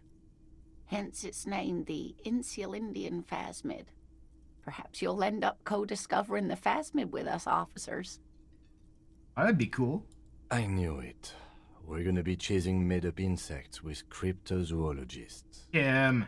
It's not made up, officer. I can assure you. It's simply elusive, so much so that most establishment zoologists doubt it exists at all. Makes you think it's here. Well, some teenagers making out in the reeds saw one. They didn't know what it was, of course, but there was a brief article in a local newspaper about their encounter with a ghost insect that looks like the reeds. Gary sent us the clipping. Newspaper clipping. Of course, most phasmid sightings turn out to be false alarms, but their description matched the Insulindian phasmid perfectly, and they didn't even know what they were looking at.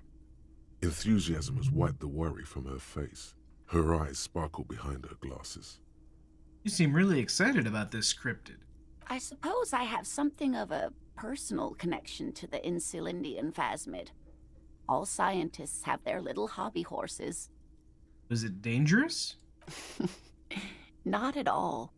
Why else would it hide itself so carefully? Valuable. Oh, I doubt it. No one gets into cryptozoology for the money, sweetie. Does it have cool powers? Yes, it can blend in almost perfectly among the reeds. It's how it stayed hidden all these years. Centuries, even. So what's so special about this stick bug, then? Oh, dear. I'm afraid I'm not explaining this very well. It is very special. Morel can explain it all much better. I wish you could hear him describe it. Then you'd understand, I'm sure. Maybe you could convince her to tell us about the cool cryptids. There's really no point in manipulating anyone. She'd be only too pleased to tell you about her work. Go on and ask. Oh, I'd be delighted. Truth be told, I could really use the company too. One cryptid, not a couple. One. This won't turn into some kind of cryptid extravaganza. Cryptid extravaganza. I like the sound of that. And I don't. Just one. Ooh, tough choice there.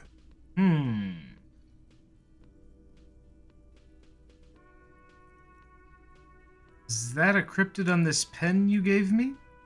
Yes. It's the kind green ape. Half war story, half undiscovered species in the genus Homo.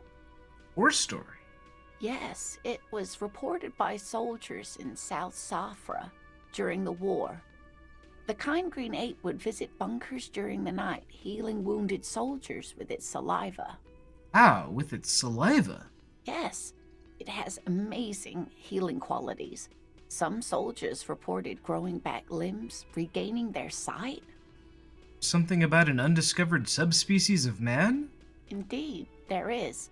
It's our closest relative among the cryptids. Same taxonomic family, different genus. Which is to say, the kind green ape is a species with which we share a common ancestor and that evolved parallel to our own. Just like your partners. I'm pretty sure Kim is the same species as us. To suggest otherwise is stupid. The lieutenant looks at you, pleasantly surprised. Oh, no, I didn't mean to imply that Saolites are inferior to us in many ways. You are superior. For example, your earwax doesn't have a foul odor like ours does. A tremendous evolutionary advantage, I'm sure. But perhaps we've had enough speculative biology for today? This has been educational. Sadly, we need to discuss something else. Of course, dear. Okay, well, good news. Her husband doesn't seem to be our, dead drunk guy on the pier. You see a heavy steel door with a prominent dimple lock. The door does not budge. The old kobold.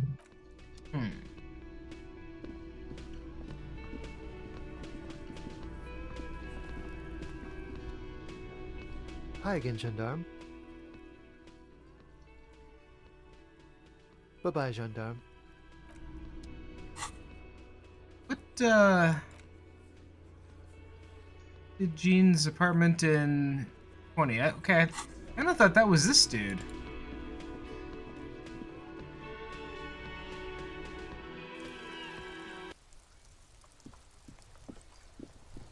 Now it's raining again.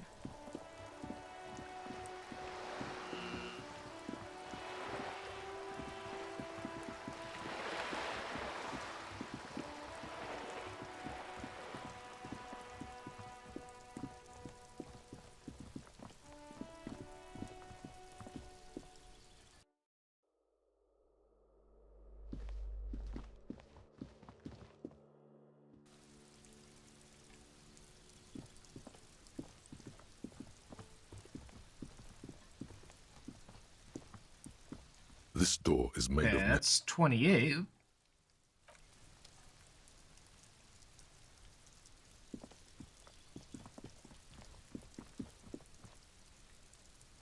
a weathered brown door. There we go. The number reads 20. The lieutenant motions to you to go ahead and knock. This is the door. You already know it's the right door.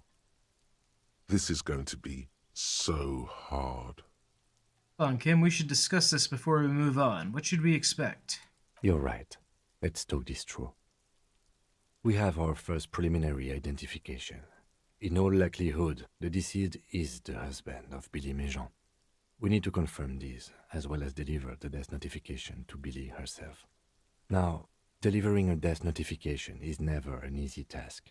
There's a reason why it's often called the most stressful part of our job. This is why it's usually done in pairs.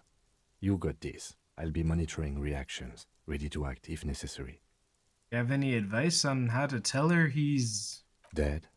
Just don't say that you know how they feel. You don't. Good advice. All right. The lieutenant motions towards the door.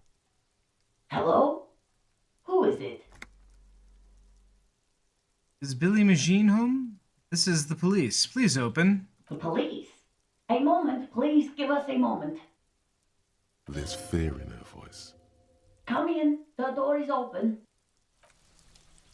All right, in we go.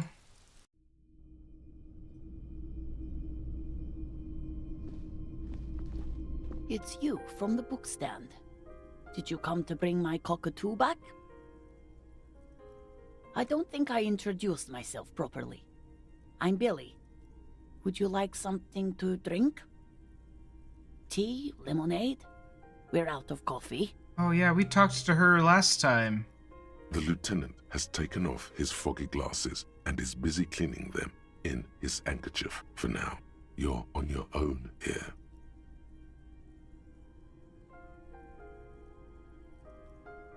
He must feel vulnerable without his glasses.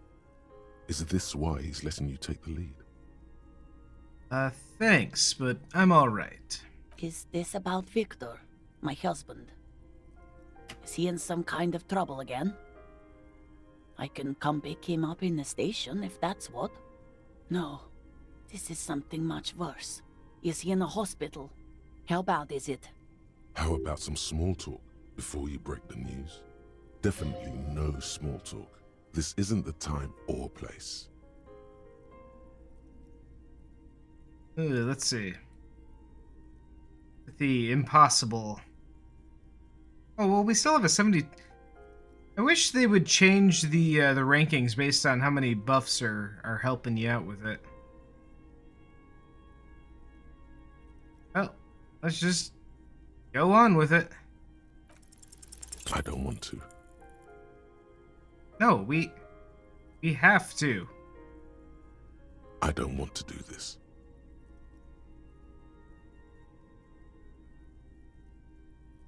Say what? Say it. Officer. How did we fail this? Too late. You ruined it. Just say it now.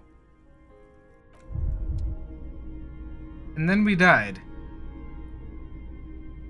You feel something in your chest. We unnatural pressure. It's spreading to your left arm. Your jaw. Help! Yeah.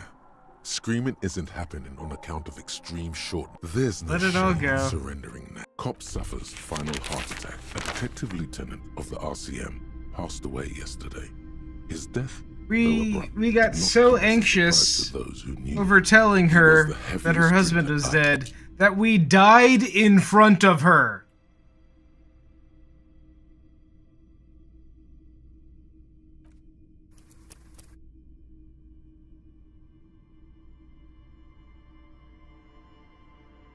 How far back are we?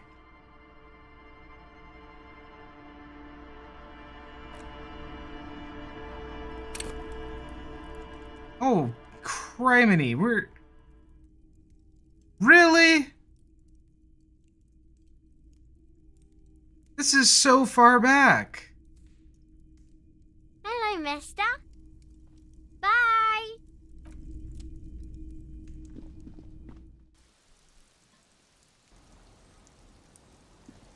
This is so far back.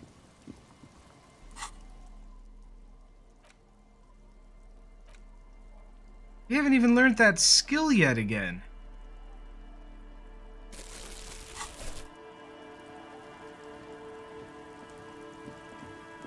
Weather has not been cut. The walls and congratulations. Alright, well I guess we'll just speed run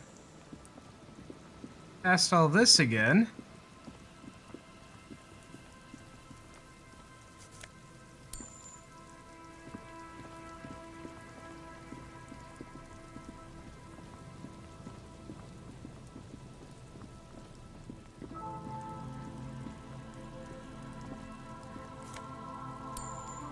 Let's see. This. Oh wait. Well, there's. I think there's the husband.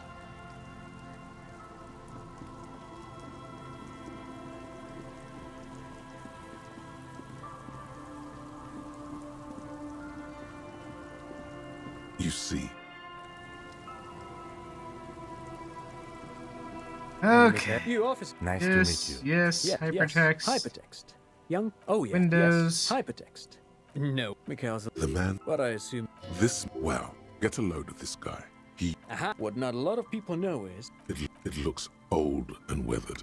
that's not. They start still. Tricentennial. It was here.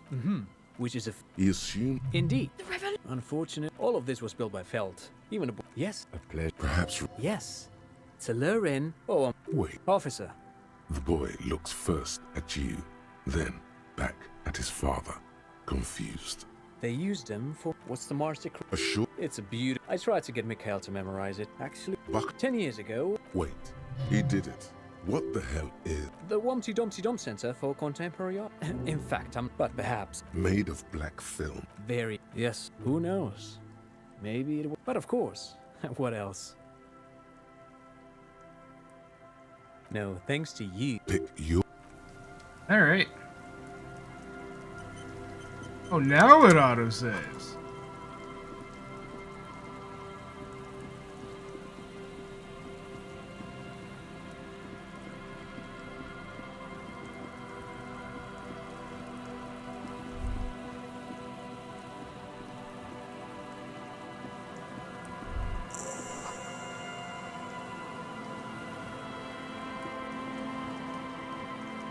Okay, run. We'll run all the way to the northern part of the map.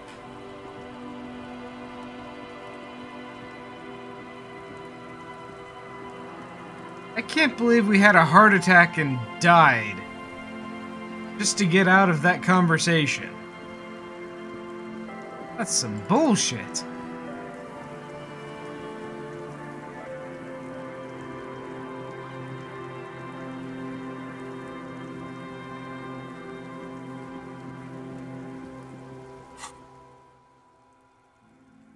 Three minutes.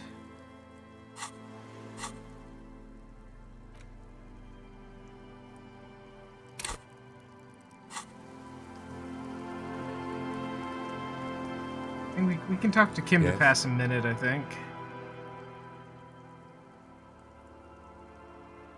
What about me?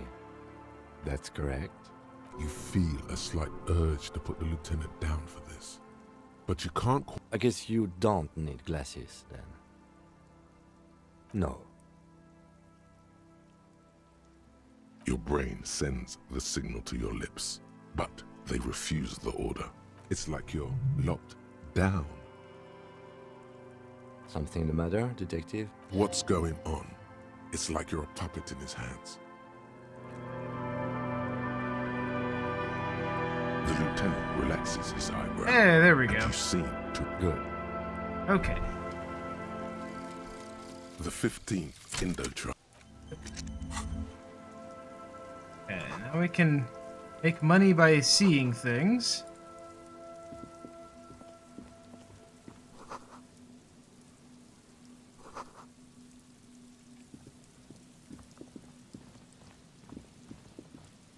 And now we gotta go back and find that dead body again.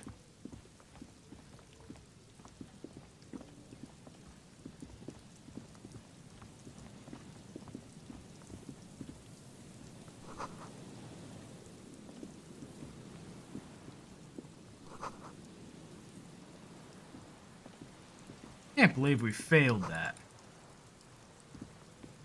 Failed it so hard that it killed us.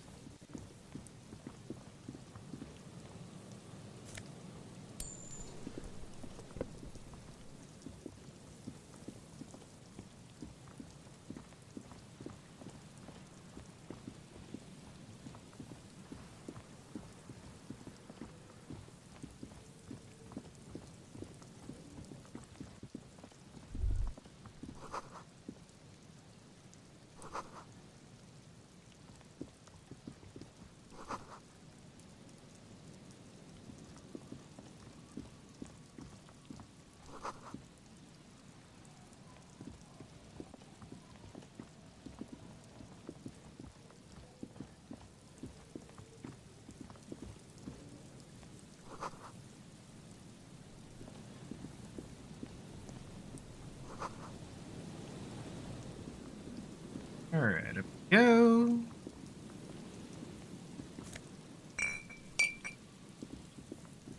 Someone has left. It seems. Jacket. Please tell me you're not. I'm sure. Actually, take the jacket. Can we wear the jacket? Oh no. As Interact you with hold the it in jacket? your hands, it makes an uncomfortable crunching sound. How did this get so disgusting? It's a sordid, filthy tale, not for the weak. Are you sure you can stomach it? No, not actually. Some secrets are better left uncovered. Don't even try. Seriously. It occurs to you that you're not even holding the jacket. Why? Gross. Why did you think about it? Look at your hands. They're covered in muck. We're wearing gloves. Now you're just flicking that shit everywhere. This is a... That was maybe a mistake. But hey, at least we didn't die.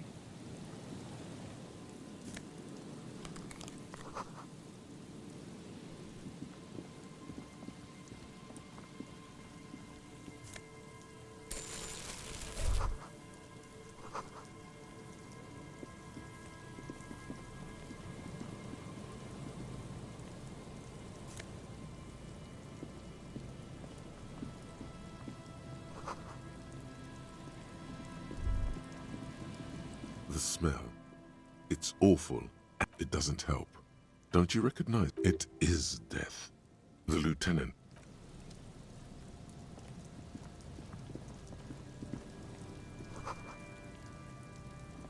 Okay, A dead man. alcoholic Hold on. man. Calm now. He's weird. The leather, you find some sunflower. Good. The man, a bad fall. His height. He was. That's what the chewing gum seems to. There's some dry. This is. I don't see any other major wounds. Seems like the head wound was fatal. He could have easily disappointed. Tear. I prefer. True. It fit Rabas the blackness of death. He ate. I've seen it before. The entire boardwalk creaks in the wind. Looks like that. This is an omen. A sign from Okay, above. let's not Don't start drinking again. not damage our morale again. Like just another old drunkard to me. And he was married. But let's try to not run ahead. For now, all we know is death by misadventure. He slipped and fell through the boardwalk. No. Agreed. Oh yeah, but I think that death arrives through what? Sometimes a kebab is just. It does seem to be a pretty. From where I stand. All right, we should. There's some tear. Two. A trap. He shakes his. Whoever read two. A trap. He shakes his. You see, it's two. A trap. He shake. Okay. Library A card. library card. Billy is whoever owned most of these titles. Seem to, if good. We should give.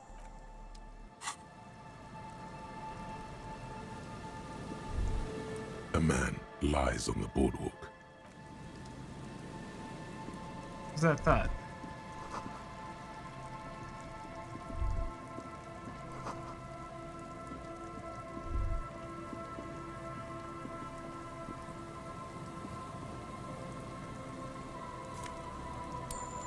Spare change. Okay.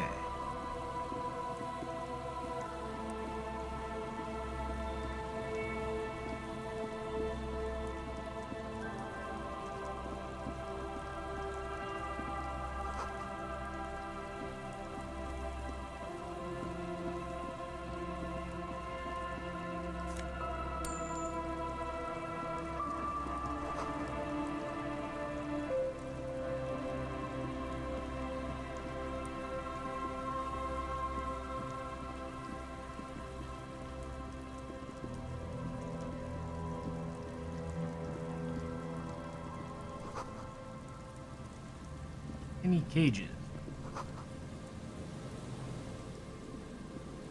Talk to this dude now. Now, we know where he is. We'll come back later. Let's just... That patch of reeds over there. Pick up. It's a great place to hide something. Kind of out of the way. It's nothing. What's this about? Just a hunch. The hunch passes, leaving you there, by the old boy bobbing in the water. Time to go.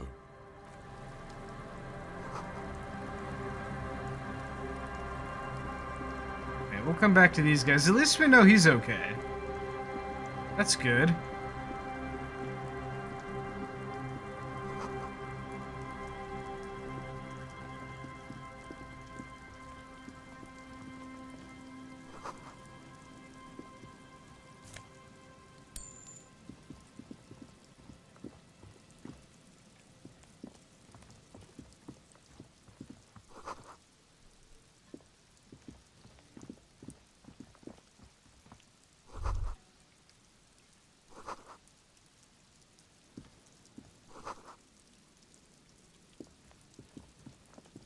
Where are we? I don't think we've been to this part.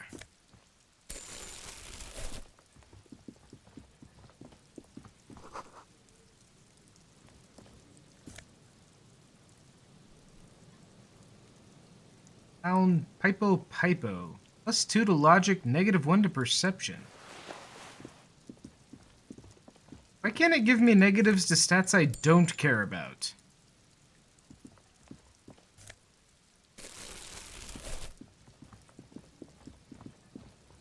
Like, there are so many stats in this game. You would think that, you know, it wouldn't be that hard to get gear with negatives to your dump stats.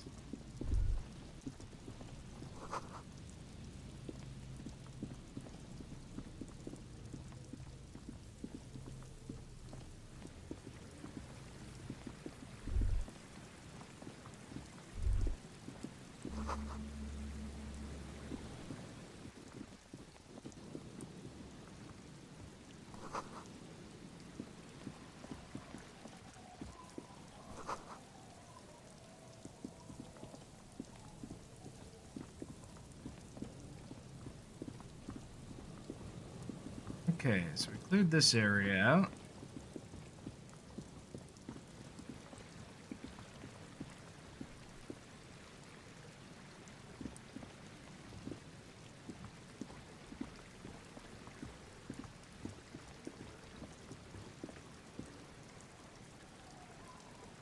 Can we see this? Okay. Ooh, what's that?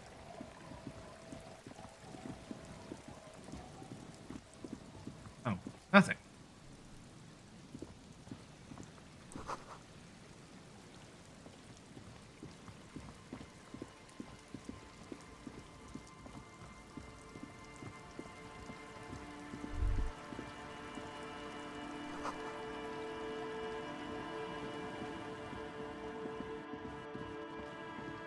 Now where are we going?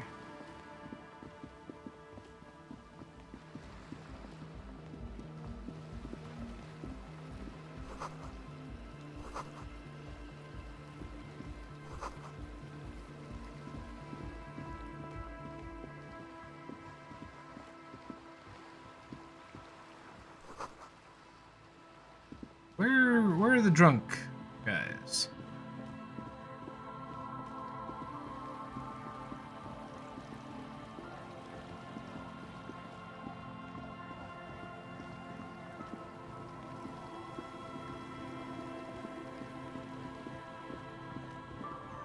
There they are.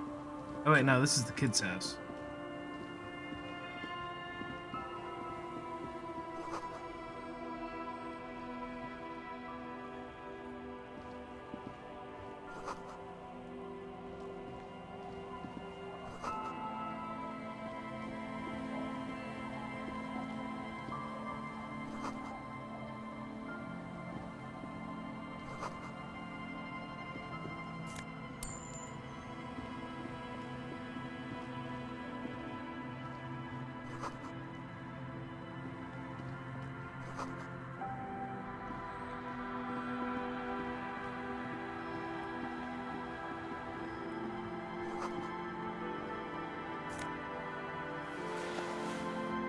Have pants.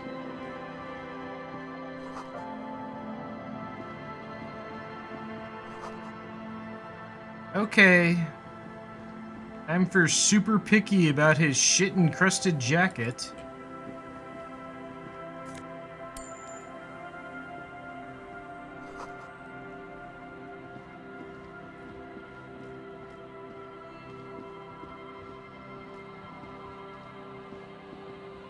Tequila sunset.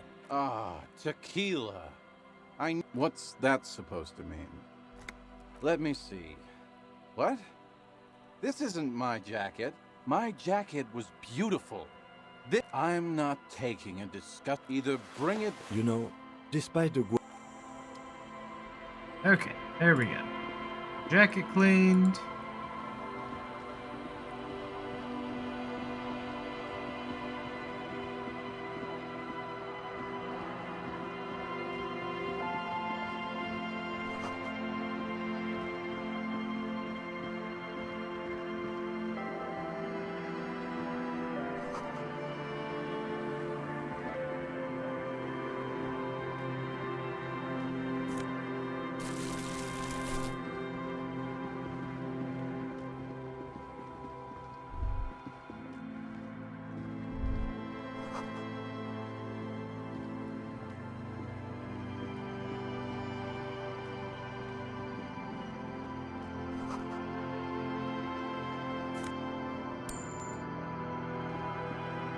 Breaker box to the radio pylon above me.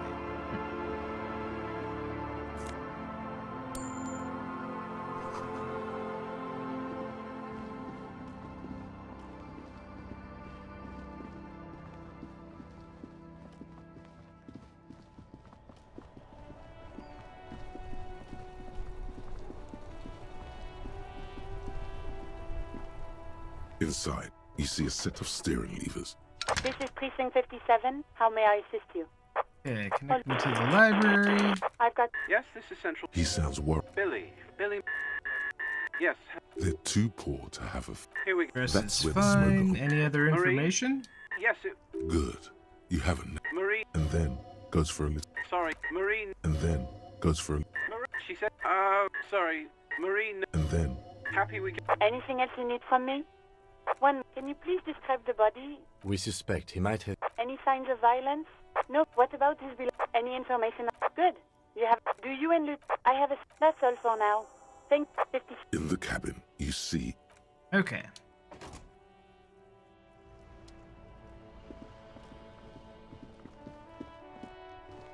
In here, talk about cryptids again.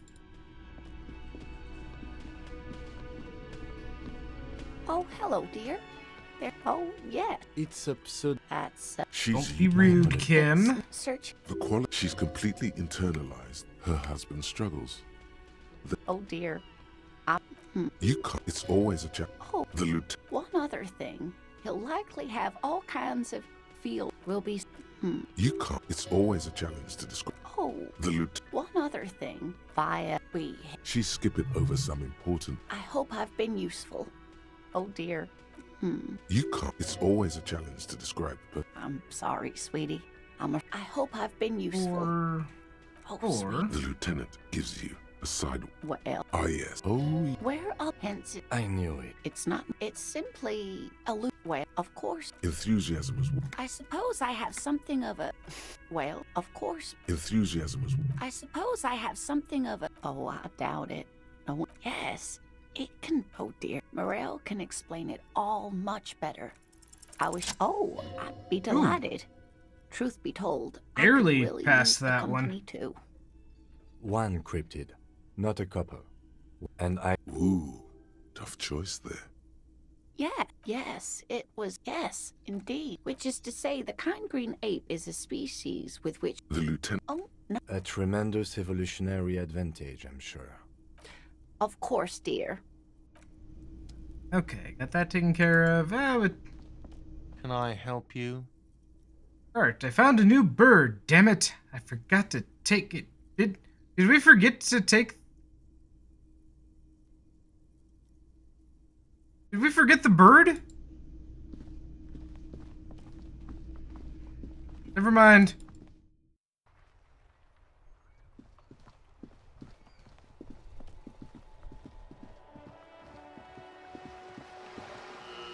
Go back for the bird.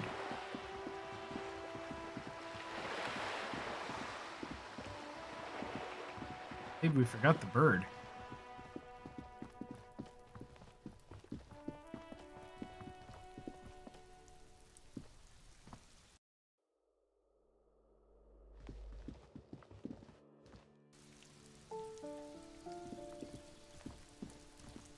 Alright, so we're gonna make a save here, I guess.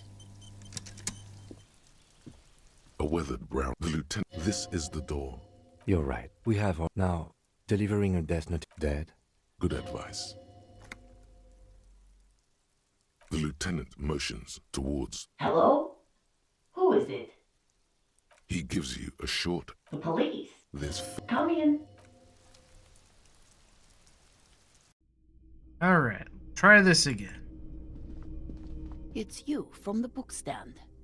Did you come to bring my cockatoo back? I don't think I introduced myself properly. I'm Billy. Would you like something to drink? Tea? Lemonade? We're out of coffee. The lieutenant has taken off his foggy glasses and is busy cleaning them in his handkerchief for now. You're on your own here. He must feel vulnerable without his glasses. Is this why he's letting you take the lead? Thanks, but I'm alright. Actually, I would like some tea. Is this about Victor, my husband? Is he in some kind of trouble again? I can come pick him up in the station if that's what. No, this is something much worse. Is he in a hospital? How bad is it? How about some small talk before you break the news? Definitely no small talk. This isn't the time or place.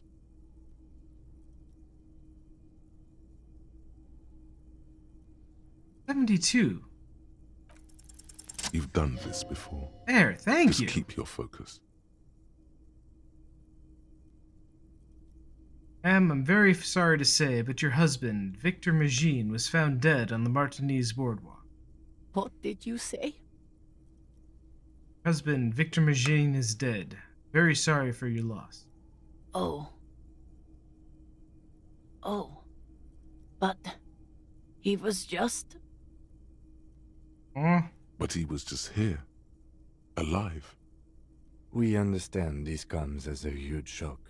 I want you to know that me and my partner are here for you if you have any questions. Take your time, man. What happened to him? It's still early to say, but at first glance, it seems like he slipped and hit his head. Was he drunk?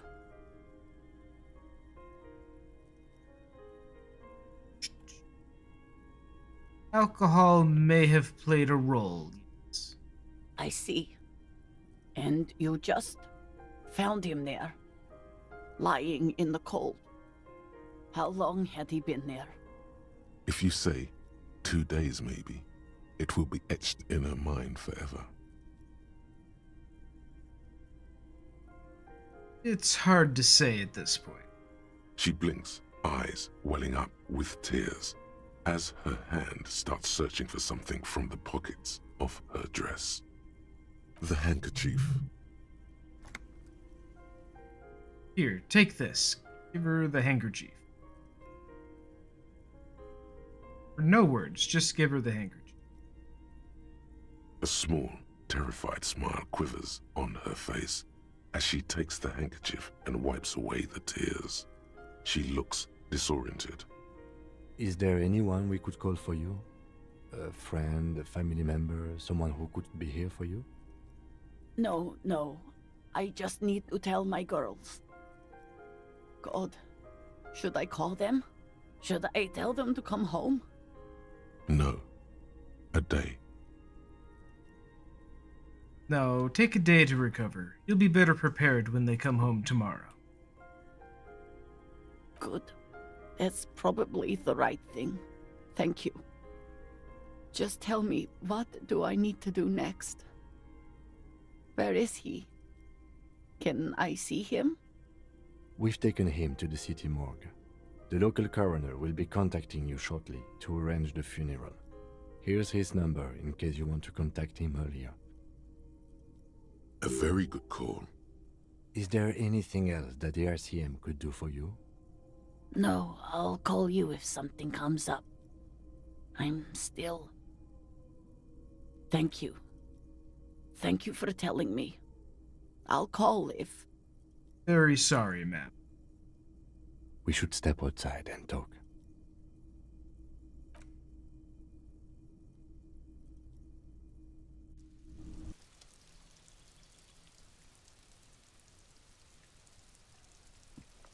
You did well. What now? I'll call the station when we're finished with the day, and let them know the name of the deceased. What about Billy and her kids? They'll manage. That's it? That's it. We should get back to our case now that our duty here is done. Right. Case closed. Let's go. I feel like that should be more than 10 experience. Alright, well, that is a sad but good place to leave it off for the night. So, there we go indeed. Alright, well, thanks for coming in, lurking, chatting, hanging out. Come back this week, where we will, on Tuesday, continue on with Final Fantasy X-2. On Wednesday, I should be able to have a stream, I believe. So we'll make sure more orcs die with Orcs Must Die. Friday, of course, we will muster on through with Castlevania. When are we playing? Curse of Darkness? We will knock out a couple more bosses and maybe beat Legion or one of those other bosses that kicked our ass. For Saturday, we will continue on then with Final Fantasy Legend 2, and then return to Disco Elysium on Sunday. So, in the meantime, have a lovely Monday tomorrow, and yeah, we will see you next time.